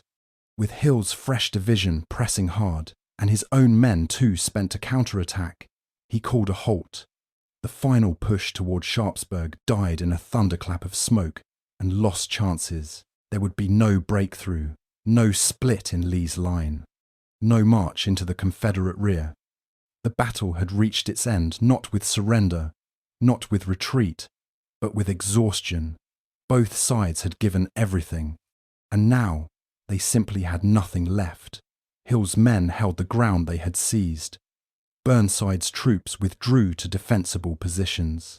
The last of the cannon fire echoed into silence, and all across the battlefield, the dying whispered to the dead. The arrival of A.P. Hill's division had saved Lee's army. It had turned what could have been a crushing defeat into something murkier, a standstill bathed in blood. And though the Union would claim victory in the headlines, the truth lay in the silence of those fields. The final fury had come, and it had taken what little remained. By the time the sun dipped below the horizon, Antietam was no longer a battlefield. It was a graveyard. The smoke had begun to clear, the thunder of cannon faded to silence, and all that remained was the quiet moaning of the wounded and the stillness of the dead. In just 13 hours, the land had consumed 22,000 souls. They lay across the cornfield, tangled among broken stalks and shattered trees. They sprawled beside the sunken road, heaped 2 and 3 deep in the trench now known only as Bloody Lane. They floated in the slow, red current of Antietam Creek, their faces turned to the fading sky. They huddled behind stone walls and inside shattered barns, slumped over rifles that would never fire again. The number was so vast it seemed unreal. More than 22,000 men in a single day on a strip of land barely 2 miles wide. Some were boys who had never fired a shot before that morning. Others were veterans of Manassas, Shiloh, and the Peninsula Campaign, but none had seen anything like this. Surgeons worked by lantern light, their aprons soaked, their hands trembling. Amputation tables lined the fields behind the lines, each one slick with blood, each one surrounded by piles of limbs. The cries of the wounded rose through the night, some calling for water, others for mothers, hundreds of miles away. A few called out to God, but most had gone quiet by the time darkness settled in. Burial details moved from corpse to corpse, marking the bodies with scraps of paper or carving names into wooden boards when they could. But many would never be identified. The uniforms were shredded, the faces unrecognizable. In some places, the dead were stacked like firewood, waiting for shallow trenches dug with shaking hands. Commanders rode the field in silence, their horses stepping carefully between the fallen. No victory songs were sung, no cheers echoed across the lines. There was nothing to celebrate. Neither side had gained more than a few yards. No cities had fallen, no armies had surrendered. But the cost, God, the cost. General McClellan would later report the battle as a strategic success. He had halted Lee's invasion. He would say he had defended the North, but even he knew deep down what the price had been. Lee, too, understood. His army had survived, but it had not emerged whole. His lines had held, but barely. He would slip back across the Potomac under cover of darkness, his wounded in wagons, his dead left behind. The town of Sharpsburg would never be the same. Its homes were riddled with bullet holes, its churches filled with the wounded. Children peeked from windows, watching as blood-soaked soldiers limped through the streets. Farmers returned to find their fields strewn with corpses. Women carried water from house to house, trying to comfort the dying. And no one slept that night. 13 hours. That was all it took. From the first musket shot in the dawn light to the last thunder of cannon at dusk. It was not a siege. It was not a campaign. It was one single day. But in that one day, more Americans fell than on any other day in the nation's history. It was not just the number that shocked the world. It was the brutality, the close-range volleys that tore men apart, the bayonet charges that ended in screams and silence, the field hospitals where men begged for death, the fields that were once golden with corn, now churned into crimson mud. Reporters arrived in the days that followed, their notebooks trembling as they tried to find the words. One wrote that the ground itself seemed to cry out. Another said he could still smell the blood in the wind.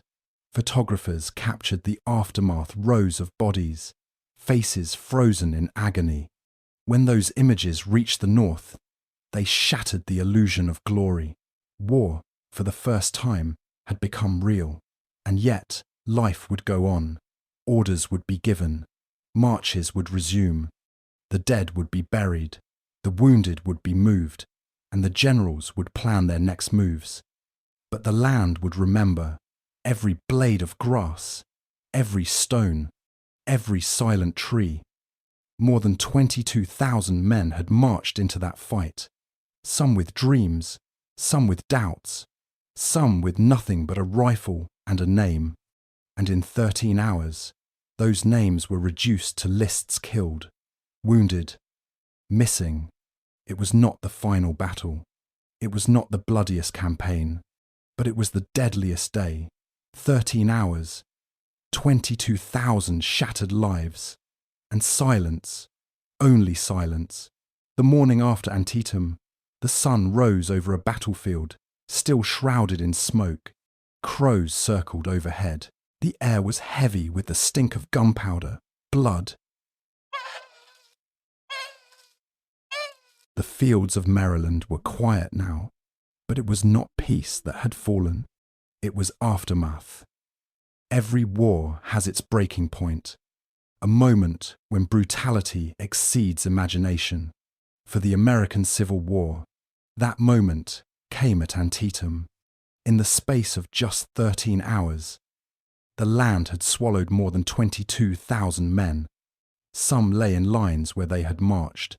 Others were scattered in ditches, slumped over fences, face down in the cornfield, or stacked along the sunken road. What had begun as a morning assault ended as a slaughter without parallel. It was not the longest battle. It was not the most decisive, but it was the deadliest day in the history of the United States. No other day, no other single calendar day before or since has ever claimed so many American lives on American soil. Not Gettysburg, not Pearl Harbor, not D-Day, not even the attacks of September 11th. What happened near Sharpsburg on that September day in the year 1862 stood alone in its savagery. More than 3,000 men were confirmed dead before midnight. Another 17,000 were listed as wounded or missing. The numbers do not speak, they scream. Behind every count was a name, a mother, a wife, a child who would never see their loved one again. Behind every number was a face, frozen in agony or washed blank by the stillness of death. In the North, newspapers struggled to comprehend the scale. Reporters described hills that wept blood, fences riddled with bullet holes, and churches turned into field hospitals, echoing with the moans of the dying. One correspondent said the ground looked like it had been clawed by giants, torn open and fed with men. In the South, the loss was equally devastating. Lee's army had fought with fury, but his ranks had been shredded. Veterans spoke of entire regiments disappearing in the span of minutes. Officers wept as they rode down their thinned lines, calling roll only to be met with silence. Some units had lost half their men, others had lost more. President Lincoln, upon receiving the casualty reports, was said to have gone silent for hours. His hands trembled as he read each name. Though the Union claimed a technical victory having halted Lee's invasion, the weight of the bloodshed overshadowed any strategic success. What had been won, and at what price? On the field itself, burial details moved among the bodies with numb expressions. They worked without rest, digging shallow trenches, stacking corpses in rows, dragging the dead from creek beds and fence lines. Many were buried without names. Others were marked with crude tags made from scraps of cloth or carved pieces of wood. And still, some were never found. The cornfield was a wasteland of shattered stalks and shattered men. The Dunker church stood blackened and riddled with holes, its white paint stripped away by smoke and lead. The sunken road, where men had died in such numbers it clogged the earth, was already being called Bloody Lane, and Burnside's bridge bore scars from hundreds of boots and 1,000 rounds its stones slick with dried blood. Witnesses said the silence was the worst part. No birds, no wind, just the low, distant cry of a soldier calling out for water, or the clink of a spade turning dirt over another shallow grave. Doctors worked without sleep. Their tents overflowed. Limbs were stacked like firewood. Men screamed for morphine that never came. Some begged to be shot. Others passed silently, their eyes open, staring at the canvas above them. Even for those who survived, something had changed. Antietam left scars no surgeon could cut away. It was not just the death toll, it was the intimacy of it. Men had killed at arm's length. They had seen friends explode beside them. They had slipped in the blood of strangers. The survivors would carry the weight of that day for the rest of their lives. For the nation, Antietam became a dividing line. Before it, the war had been long and bitter. After it, it became something darker, something more permanent. The sheer magnitude of death forced Americans north and south to confront the cost of their struggle. There would be no quick end, no clean victories, only blood and more blood. And yet, from the ashes of that day, something else began to stir. President Lincoln, watching the tide turn ever so slightly in the Union's favor, found resolve. In the days following the battle, he drafted the preliminary Emancipation Proclamation. He would announce it soon, changing the moral stakes of the war forever. The dead of Antietam, countless and broken, would become the silent heralds of a new purpose.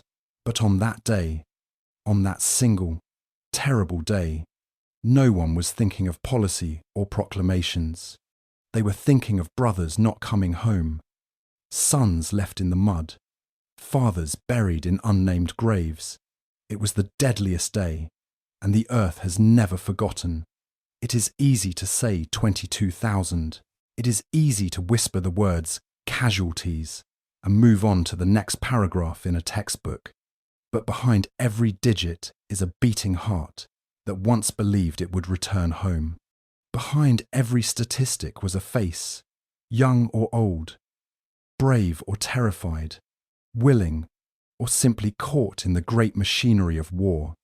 At Antietam, the numbers bled, and the ground remembered their names.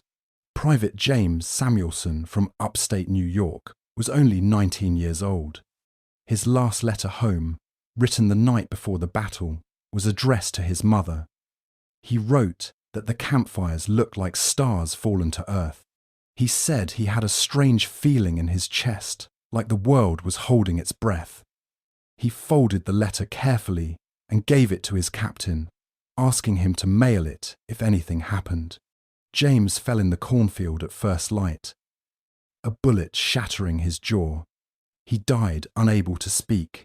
His mother received the letter 1 week later and kept it under her pillow until the day she died. Sergeant Liam Callaghan of the Irish Brigade was a coal miner before the war, with hands like stone and a laugh that could shake a tavern's rafters. On the morning of September 17th, he tied a green ribbon to the stock of his rifle and led his men into the sunken road. The fire was so thick that smoke hid the sky. He charged 3 times before collapsing from a musket wound to the belly. He was found still gripping his flag, teeth clenched around the ribbon. His brother, who served in the same regiment, buried him beneath a cedar tree and carved his name into the bark. On the Confederate side, there was Corporal Elijah Boone from Georgia, a farmer's son who had never left his county until war called him north.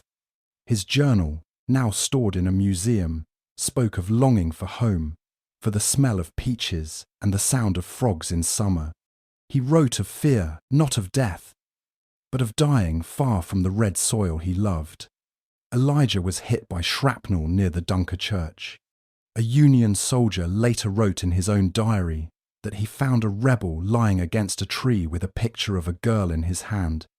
He gave him water, then closed his eyes when the man stopped breathing. That rebel was Elijah.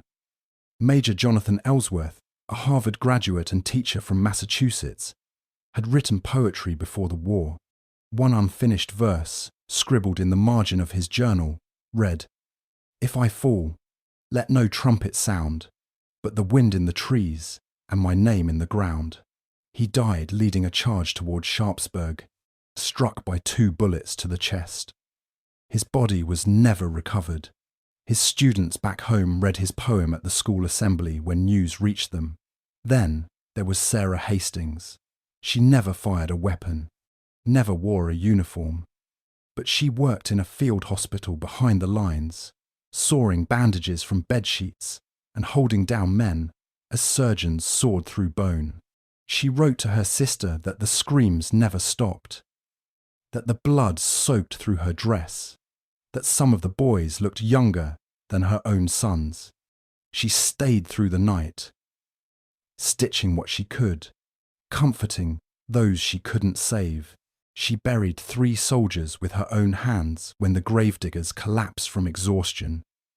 Thousands more names were never written down. Boys who lied about their age, men whose dog tags were never recovered, brothers who fell beside one another and were buried in the same grave, their faces lost to time, their voices silenced, but their presence etched into the soil of Maryland forever. Some soldiers carried Bibles in their breast pockets, hoping the good book might catch a bullet. Some carried pictures. One man from Ohio had a lock of his daughter's hair tucked into his cap. Another had a letter he'd read so many times the paper tore in his hands. These were not faceless warriors.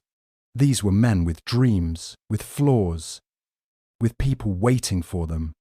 When the letters arrived, stamped with military seals and wrapped in the cold language of regret, mothers screamed, fathers sat in silence, wives collapsed to the floor. In one case, 3 brothers from the same family were killed on the same day, in the same field. Their bodies were never returned, only their names listed side by side in the church registry. And yet, somehow, life went on. Harvests were gathered, schools reopened. Children grew up asking why the man in the photograph never came home. Antietam was not just a battlefield, it was a collection of final moments, final words, final thoughts, scribbled in the margins of old letters. A prayer mouthed beneath the roar of cannon. A lullaby whispered by a dying man remembering home. The dead of Antietam did not vanish into history. They walk its fields still in memories, in monuments, in the hush that falls over the cornfield at dawn. When the wind blows just right, it sounds like voices. When the sun strikes the gravestones, the names glow like they've only just been carved. They were sons, brothers, lovers, poets, farmers. They were alive until that day, and then they became part of the earth itself. The cannons had gone quiet. The smoke that had cloaked the fields of Antietam began to lift, revealing a scarred and blood-soaked landscape. And as the sun rose on September 18th, the Union Army still held the ground. The Confederates, battered and bloodied, had pulled back under the cover of night, slipping across the Potomac and back into Virginia. On paper, it was a Union victory. The enemy had been halted. The field remained in Northern hands, and for the first time in months, General Robert E. Lee was in retreat. But in the corridors of power and the whispers around campfires, something darker was stirring. It was a victory, yes, but one paid for in blood, and one that left behind more questions than answers. General George B. McClellan, commander of the Army of the Potomac, stood at the center of this growing storm. He had claimed success. He had halted Lee's advance into the north, preserved Washington from threat, and pushed the Confederate forces back across the river. His reports to Washington painted the battle as a strategic triumph, but behind his words lay hesitation, and hesitation had cost dearly. President Abraham Lincoln had been watching closely. He had followed the reports from the front hour by hour, praying not just for a victory, but for a decisive blow, something that might break the Confederate army, end the rebellion, and bring the war to a swift close. But that blow had never come. McClellan, despite having Lee's battle plans in his hands days before the fighting began, had delayed, and when the moment came when the Confederate center at Bloody Lane broke, when Burnside finally took the bridge, when Lee's army was exposed and teetering McClellan held back, he feared a trap. He feared a counterstrike. He feared that Lee had more men hidden in the hills, waiting to spring the jaws shut. And so, McClellan did what he had done so many times before he waited. He held back his reserves. He let Lee breathe. And Lee, wounded but not destroyed, escaped. To Lincoln, it was a bitter pill. He had placed his hopes in McClellan. Despite the general's arrogance and slowness, He had waited for months. While the Army of the Potomac sat idle, he had written letter after letter, urging action, urging courage. And now, with the war's bloodiest day behind them, Lincoln saw the truth. McClellan might win battles, but he could not end the war. Across the Union, the mood was mixed. Newspapers printed headlines declaring victory, but below the fold, the casualty lists ran on for pages. Families scanned for names, praying not to find them. Some cities held parades, others held funerals. And in the fields of Maryland, soldiers still buried their dead. Among the troops, there was pride, but also frustration. They had fought with everything they had. They had charged into cornfields, held the line at stone bridges, bled in the woods and the roads and the creeks. They had done their part. But as the days passed, and it became clear that Lee had gotten away, questions began to spread like wildfire. Why hadn't they pursued? Why hadn't they crushed the rebels while they had the chance? Why had they suffered so much, only to let the enemy walk free? McClellan offered excuses. His army was too exhausted, he said. His supplies were too low. His men needed rest. But few believed him. The truth was simpler and far more damning. He lacked the killer's instinct. He could build an army, train it, supply it, and dress it in fine uniforms. But when the moment came to strike, truly strike, he blinked. Lincoln would not forget. In the weeks that followed, the president would visit the battlefield himself, walking among the rows of graves, speaking quietly with survivors, shaking hands with officers and nurses. He looked at the torn earth and the blood-stained stones and knew that something had to change. Antietam had given him something precious, a victory, however incomplete. It had stopped Lee's momentum, given the North a needed morale boost, and cleared the political space for Lincoln to issue the Emancipation Proclamation. That bold act, announced just days later, would change the character of the war forever. It would turn the fight from a struggle for union into a fight for human freedom. It would give the war moral purpose. But Antietam had also revealed a truth too dangerous to ignore. With McClellan in command, the Union might never win outright. He would prepare, he would delay, and in the end, he would always let the enemy slip away. So yes, the Union held the field. Yes, the Confederates retreated, but the victory at Antietam was one paid for in lives and squandered in hesitation. It was a turning point, but not a triumph. A blow struck, but not driven home. A victory, but a Pyrrhic one. In war, sometimes holding the field is not enough. Sometimes you must end it. And McClellan, once again, had let that chance pass him by. 5 days after the fields of Antietam ran red with blood, President Abraham Lincoln sat behind his desk in the War Department telegraph office, his hands resting on the worn edges of a document that would change the course of the nation. Outside, the city of Washington buzzed with news of the battle, a costly, brutal day, but a Northern victory nonetheless. And for Lincoln, it was enough. He had been waiting for a moment when the tide of war might turn, even slightly, in the Union's favour. Waiting for a battlefield success to lend weight to words that, once spoken, could not be taken back.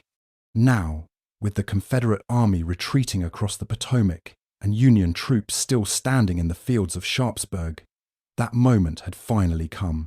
On September 22nd, in the year 1862, Lincoln issued the preliminary Emancipation Proclamation. It was not the final order, not yet, but it was the beginning of something irreversible. It declared that on the first day of January in the coming year, all persons held as slaves in the states still in rebellion would be thenceforward, and forever free. It was a thunderclap across the American landscape. The war, until that point, had been fought, at least officially, to preserve the Union. But Lincoln had always known that the Union could not be truly preserved without addressing the sin at its core. Slavery had fractured the nation, poisoned its politics, and bled into every debate like a shadow too vast to ignore.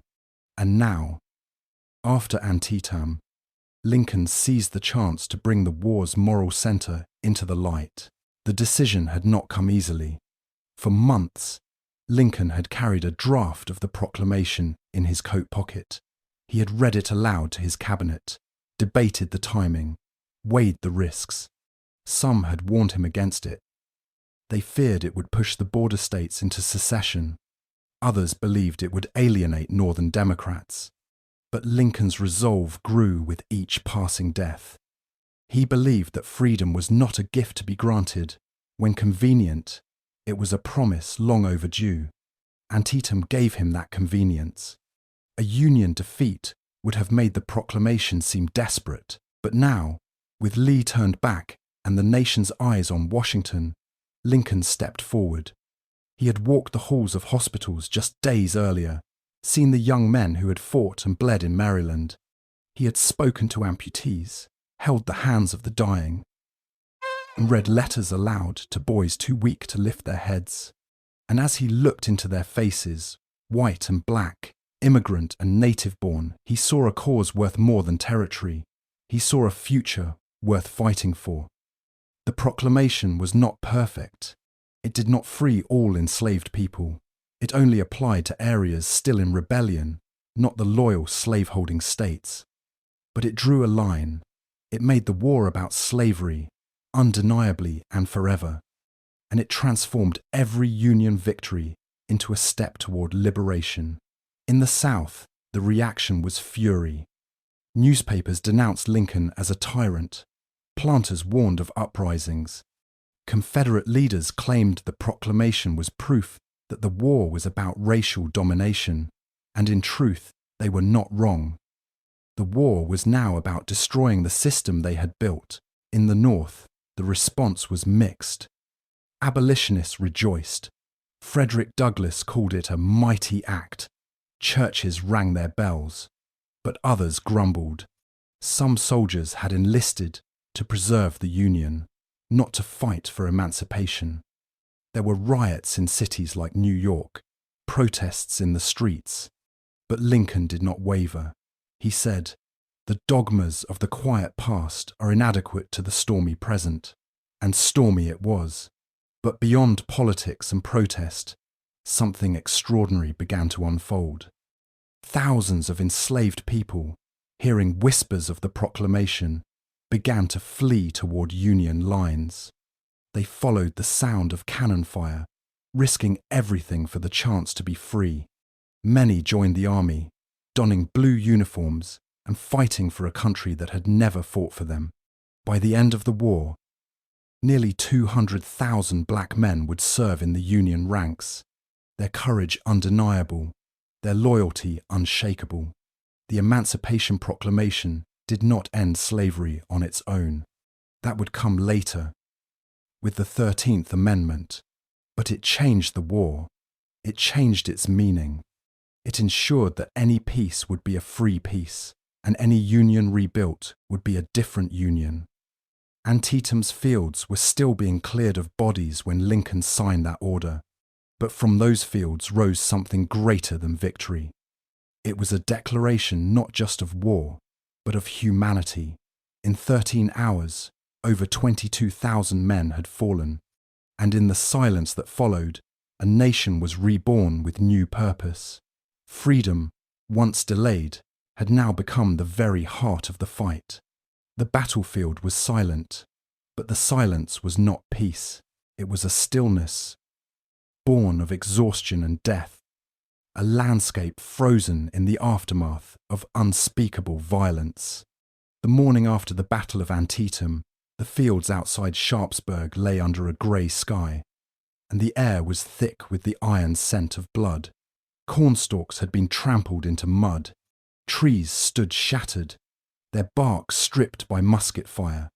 Fences had been torn down, not by hands, but by the weight of bodies and the roar of artillery.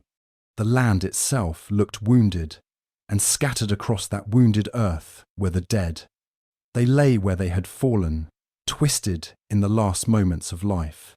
Some were face down in the dirt. Others stared skyward, eyes open, frozen in expressions of surprise, rage, or stillness. Horses lay beside men, their massive bodies bloated in the rising heat. The cornfield that had seen the first blood was now a graveyard without order. The sunken road, now called Bloody Lane, was filled to the brim with bodies stacked in layers, as if they had been poured into the trench by some unseen, merciless hand. The survivors moved slowly through this charnel landscape, numb from what they had seen. Some searched for friends, calling out names that would never be answered. Others limped through the wreckage in silence, dazed, their uniforms torn, their faces hollow. Officers made lists. Surgeons packed up their sores and sutures. Chaplains whispered last rites to men long past hearing. The war, for a moment, paused not to rest, but to reckon. And then came the work of the burial crews. They arrived with carts and shovels, moving through the fields like phantoms. Soldiers too wounded to fight. Civilians pressed into service. Even prisoners of war, all were assigned to the grim task. The dead could not wait. The heat of late September made haste necessary. Already the bodies were beginning to rot. The ground, still soaked with blood, resisted the shovel's bite. Graves were dug shallow, sometimes barely a foot deep. In many cases, dozens were laid together in mass trenches, stripped of belts, boots, and rifles before the dirt came down. There was no time for ceremony. Names were written on scraps of paper and tucked into pockets. Some were carved crudely into wooden boards, jammed into the soil, but many would remain unknown. The chaos of the fight had scattered regiments, jumbled corpses, and burned away clarity. Thousands of men had died far from home, far from any voice that could speak their name in grief. And yet, amid the horror, a different kind of witness walked among the dead one, not with shovel or stretcher, but with a camera. His name was Alexander Gardner, a Scottish-born photographer working under the mentorship of Matthew Brady. Armed with a heavy wooden camera and glass plate negatives, Gardner stepped carefully through the battlefield with a quiet urgency. He did not flinch from the gore. He did not arrange the dead or clean the scene. He simply recorded what he saw, the truth, unfiltered and raw. He captured a Confederate soldier lying in the sunken road, one arm stretched outward, mouth slightly open, as though calling for someone. He photographed a Union gunner, slumped beside his cannon. His face turned to the earth, as if listening for a final sound. He framed the bodies in context, not just as casualties, but as part of the landscape itself. The battle had not merely visited this place, it had embedded itself into the soil. When Gardner's images were printed weeks later in New York and Washington, they caused an uproar. Never before had civilians seen war this way. Artists had drawn heroic charges and gallant deaths, banners waving and drums pounding. But Gardner's photographs told another story. They showed bloated corpses, shattered limbs, vacant eyes. They showed what war left behind when the music stopped. Viewers filed into Brady's studio to see the prints. Silent, stunned. Some wept. Others turned away. One newspaper wrote that the photographs had brought the dead to our doorsteps. They did more than that. They changed the national conversation. No longer could politicians speak of honour and glory without reckoning with the price. No longer could mothers and fathers imagine their sons dying, clean deaths in noble lines. Now they saw the mud, the flies, the chaos. They saw the truth, and truth, once seen, cannot be unseen. The photographers were not alone in recording the aftermath. Journalists wandered the battlefield, scribbling notes and sketching scenes for readers hungry for detail. Some soldiers wrote their own accounts, their letters filled with disbelief. One man wrote, "It was not war, it was slaughter, and the earth itself groaned beneath it. Animals returned to the field as the days passed. Crows circled in the sky. Vultures gathered in trees, waiting for the burial crews to leave. Wild dogs prowled the edges of the camps at night, drawn by the scent. Even the horses seemed to walk more quietly, as if the air demanded reverence. In Sharpsburg, civilians began to emerge from cellars and barns where they had hidden during the fight. They found their homes riddled with bullet holes, their crops trampled, their wells fouled. Some found strangers, dead soldiers in their gardens and kitchens. The town became a hospital, its churches filled with wounded men, its streets lined with stretchers. Every home became a ward. Every woman became a nurse. Children stared with wide eyes. Some played with abandoned muskets, too young to understand. Others helped carry water to the surgeons, their hands trembling. The war had come to their door, not as a parade, but as a reckoning. Days turned into weeks. The armies moved on. New battles loomed. But Antietam remained behind, a wound in the land that refused to close. Gardner's photographs travelled farther than any bullet. They reached Chicago, Boston, Philadelphia. They hung in storefronts, were printed in papers, passed from hand to hand, and with every viewing, the myth of glorious war eroded a little more. The nation, still young, was learning a hard lesson that there is no romance in a corpse, no honour in a field of the fallen, only silence, only stillness, only the long, slow work of remembering. The battle had ended, but for thousands of wounded men, the war was just beginning. It was a war not of bullets and bayonets, but of shattered bones, torn flesh, and fevered breath. And it was fought not on open fields or stony ridges, but in barns, churches, and hastily erected tents where the air reeked of sweat, blood, and chloroform. This was the second battlefield, the one behind the lines, where medicine became both a miracle and a mercy, and sometimes a curse. After the guns fell silent at Antietam, the wounded came pouring in like a tide that would not stop, carried on stretchers, dragged by comrades, or crawling on their bellies. They arrived at the makeshift hospitals that now filled Sharpsburg and its outskirts. Every farmhouse became a ward, every church pew a stretcher. Corn cribs housed the dying. Fences were torn down for firewood to boil water or sterilize what few instruments the surgeons had. But nothing could truly prepare the Union or Confederate Medical Corps for what they would face in the aftermath of that blood-soaked day. There were simply too many. Surgeons, many with barely a year's experience, worked without pause. Their aprons turned black with dried blood, their sleeves stiffened with gore. They sharpened their bone saws by lamplight and operated without anesthesia when the ether ran out. Screams echoed into the night as men bit down on leather straps, bullets, or wooden sticks. In the worst cases, nothing at all. They held each other's hands, clenched their teeth, and prayed the blade would be quick. The most common procedure was also the most feared amputation. Arms, legs, fingers, feet, whole limbs were removed in minutes. Speed was everything. A skilled surgeon could take off a leg in under 5. The lucky ones were given whiskey before the blade. The unlucky ones remembered everything. The tools were few: a bone saw, a scalpel, a probe. There were no rubber gloves, no sterile gowns. Instruments were rinsed in buckets of tepid water or wiped on already blood-soaked rags. Infections spread like wildfire.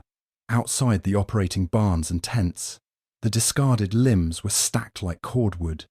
Piles of flesh and bone rose higher with each hour. Vultures came not just for the dead, but for what the living left behind. Some surgeons worked until they collapsed. Others were seen weeping silently between procedures, unable to make eye contact with the men, begging them to stop cutting. The wounded lay in rows side by side, shoulder to shoulder on straw, blankets, or the bare ground. Some cried out for mothers, others whispered prayers. Some were silent, lips cracked, eyes glazed over with shock. Gangrene took many. Tetanus claimed more. The smell of rot became the background of every breath. There were nurses, though they were few. Many were local women, some only teenagers, who stepped forward when the armies retreated. They ripped up their linens for bandages, boiled herbs for poultices, and mopped fevered brows with trembling hands. They wrote letters for men who could no longer hold pens. They closed eyes when the light left them. Clara Barton, who would one day found the American Red Cross, arrived soon after the fighting, her wagon laden with bandages, lanterns, and food. She moved from patient to patient like a ghost in a black dress. Pressing cloth to wounds and reading names aloud so they might not be forgotten. Soldiers called her the angel of the battlefield. She called herself only a helper. Despite it all, despite the chaos and the filth, some men survived. A Union soldier with his leg removed at the thigh would later walk again with a wooden prosthetic. A Confederate cavalryman, shot through the shoulder, would return to his unit within a month. But these were the rare stories, the bright embers in a field of ash. For many, the wounds were not just of flesh. Shell shock, though unnamed, left men trembling long after the battle had passed. Some wandered the camps in silence. Others screamed at shadows. Nightmares became more common than dreams. They had seen too much, heard too much, and their minds refused to return to peace. The doctors, for all their flaws, learned from the horror. They learned the need for clean water, for separation of the wounded from the dying. They began to understand the role of infection, even if they could not yet name the bacteria that caused it. Antietam was not just a slaughter, it was a lesson. A painful one, but it pushed the practice of medicine forward in ways no textbook could. In the weeks that followed, as the dead were buried and the armies moved on, the hospitals remained. Men continued to die, slowly, quietly, and yet some lived, some healed, and some carried their scars as proof that even in the mud, even in the blood, something human still survived. But for those who walked the rows of cots or dug the graves beside them, the memory never faded. The sound of the saw, the smell of decay, the soft, pleading voice of a boy asking if he would ever see home again. This was medicine at Antietam. This was the war no one wanted to talk about. The war that lingered long after the guns had cooled. The war fought not for territory or flags, but for breath, for hope, for life. And like all war, it came at a terrible price. By the time the final body was buried, and the last moan of the wounded faded into silence, Sharpsburg was no longer just a town. It had become something else entirely, a place where history bled into myth, and the soil itself seemed unable to forget. The fields, where corn once grew, now whispered at night. The woods that had once been peaceful groves, now cast long shadows that moved even when the wind was still. Antietam, they began to say, was not just hallowed ground, it was haunted.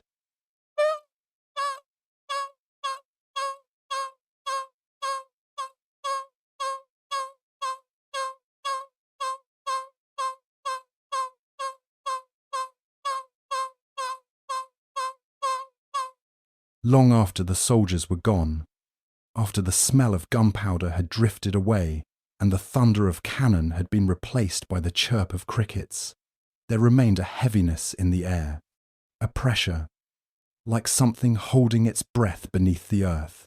Horses spooked without cause. Dogs refused to go near certain paths. Children stopped playing in the open fields where the blood had run thickest.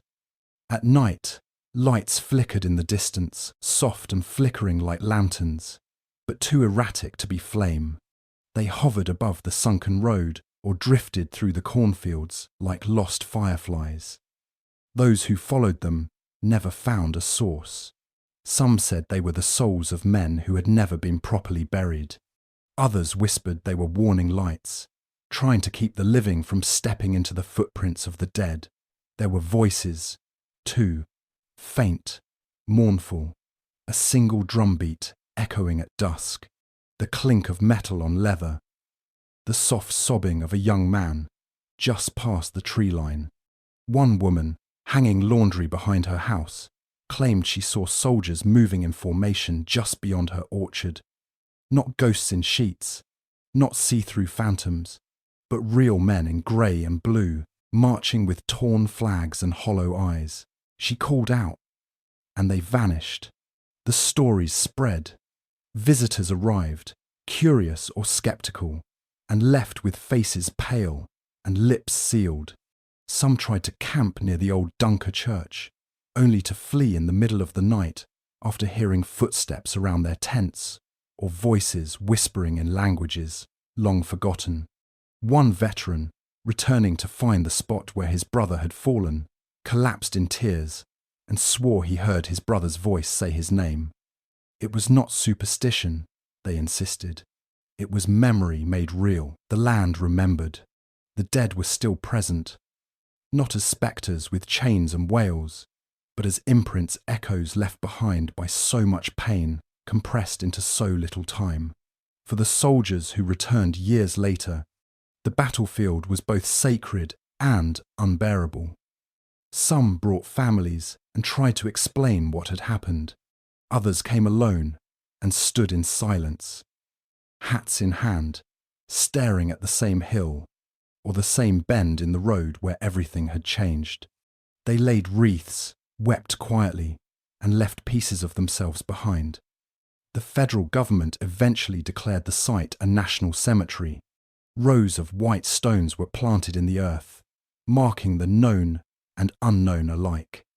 The names carved into marble told only part of the story. The rest was written in the wind, in the rustling of trees, in the quiet moments when even the birds stopped singing. And still, the legends grew.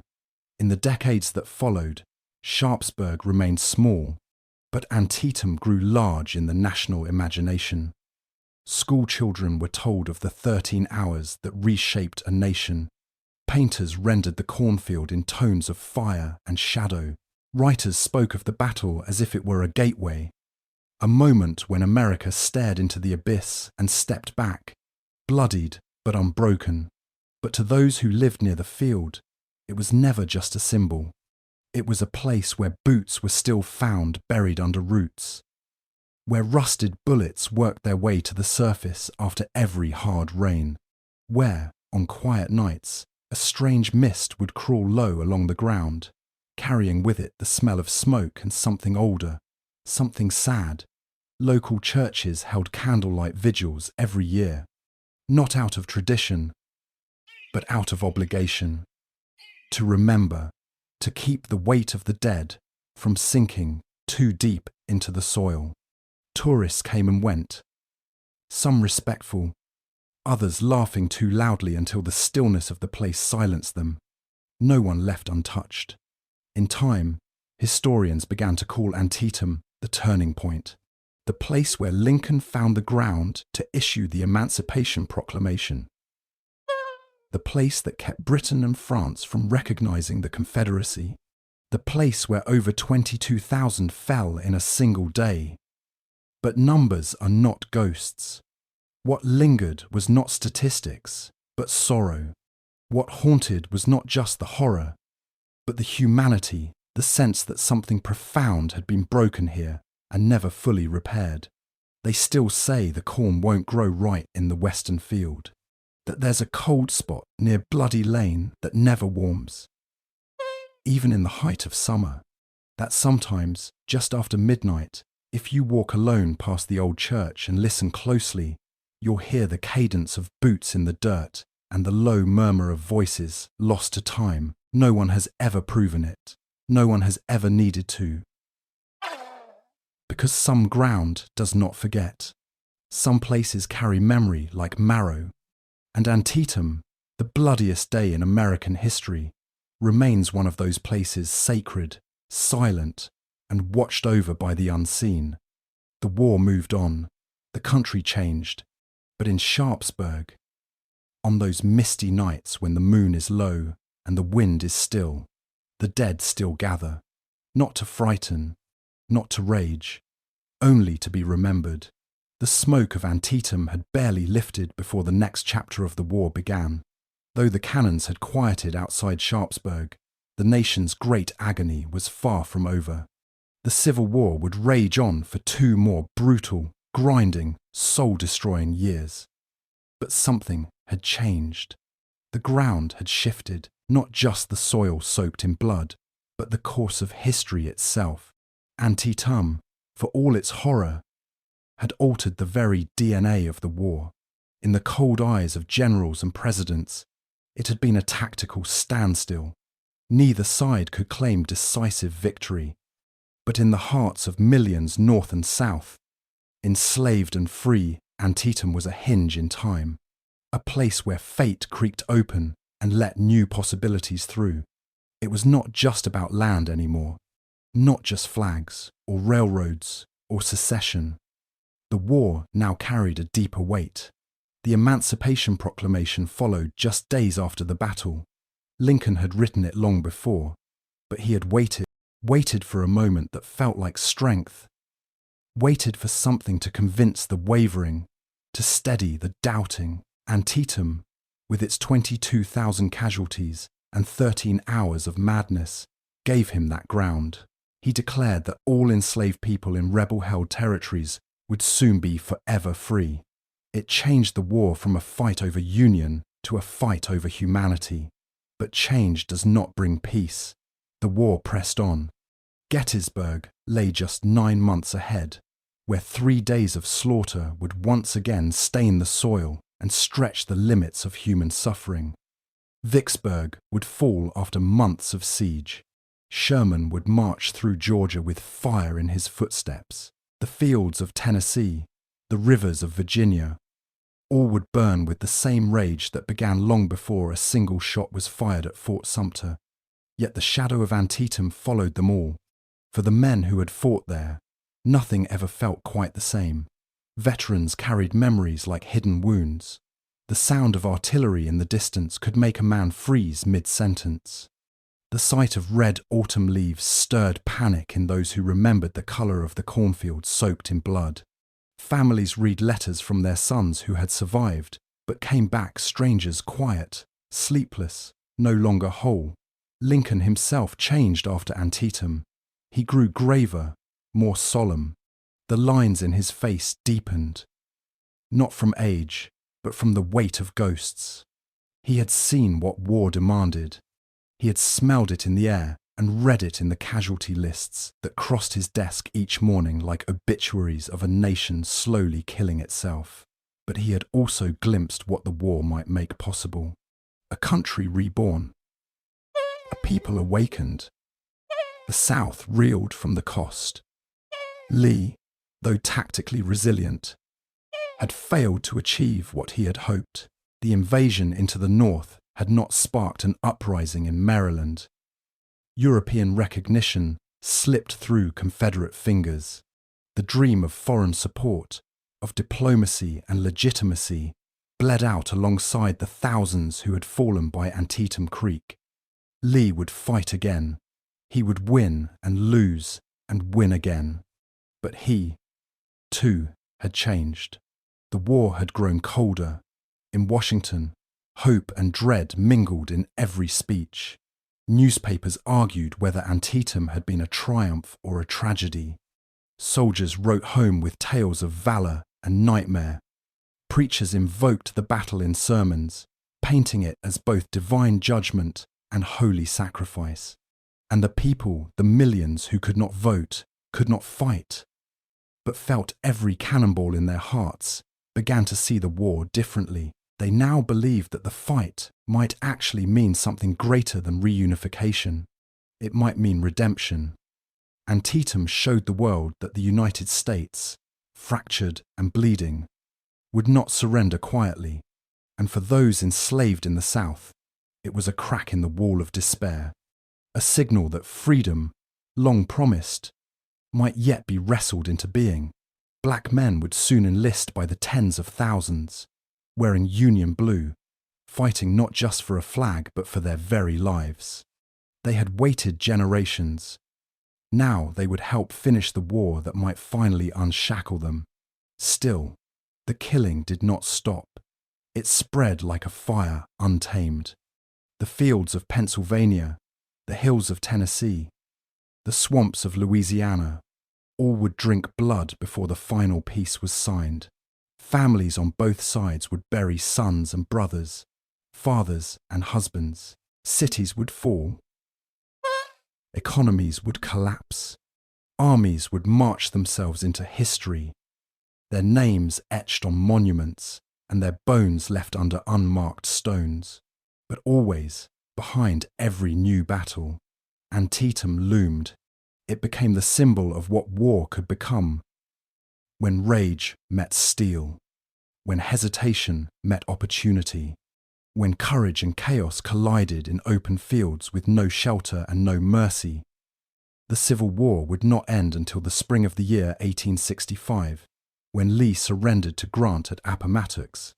Even then, the peace would be uneasy. Reconstruction would follow, then regression. A century of struggle would begin anew. But Antietam had already left its scar, not just on the land, but on the soul of the nation.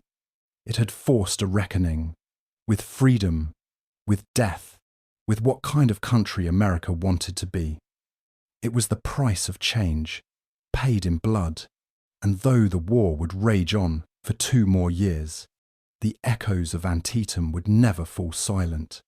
It began just after dawn and ended before nightfall. In 13 hours, the course of a nation bent under the weight of its own fury. Antietam was not the longest battle of the Civil War. It was not even the bloodiest campaign of the war as a whole. But for a single day, a mere sliver of time in the vast expanse of history, nothing would compare. Antietam was a thunderclap, a reckoning, and long after the smoke cleared, its echoes still rolled through the soul of the United States. Those 13 hours were not just marked by gunfire and cannon blasts. They were defined by decisions, by men caught in moments they could neither escape nor fully understand. Young boys shouldering rifles too heavy for their arms. Generals tracing movements on maps that would send thousands to their graves. Doctors sharpening bone saws as the sun climbed overhead. Farmers watching their fields become graveyards. And presidents, hundreds of miles away, waiting for news that might rewrite the fate of millions. The number hangs heavy, more than 22,000 killed, wounded, or missing. But numbers do not bleed. They do not cry out for water as limbs are torn away. They do not call for their mothers with their last breath.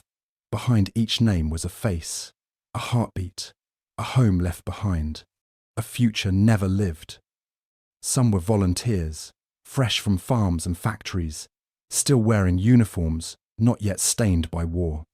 Others were veterans, seasoned and tired, who had seen too much already and knew what was coming. The Irish Brigade, their green flags defiant through the smoke. Confederate sharpshooters perched above Burnside's bridge. Blacksmiths turned artillerymen. Teachers turned captains. Farmers turned corpses. And when it ended, when silence fell, not in peace, but in exhaustion, what remained was not victory. It was devastation. The fields that once grew corn and wheat now grew crosses and broken bayonets. The sunken road, where bodies lay stacked 3 deep, would forever carry a new name, Bloody Lane.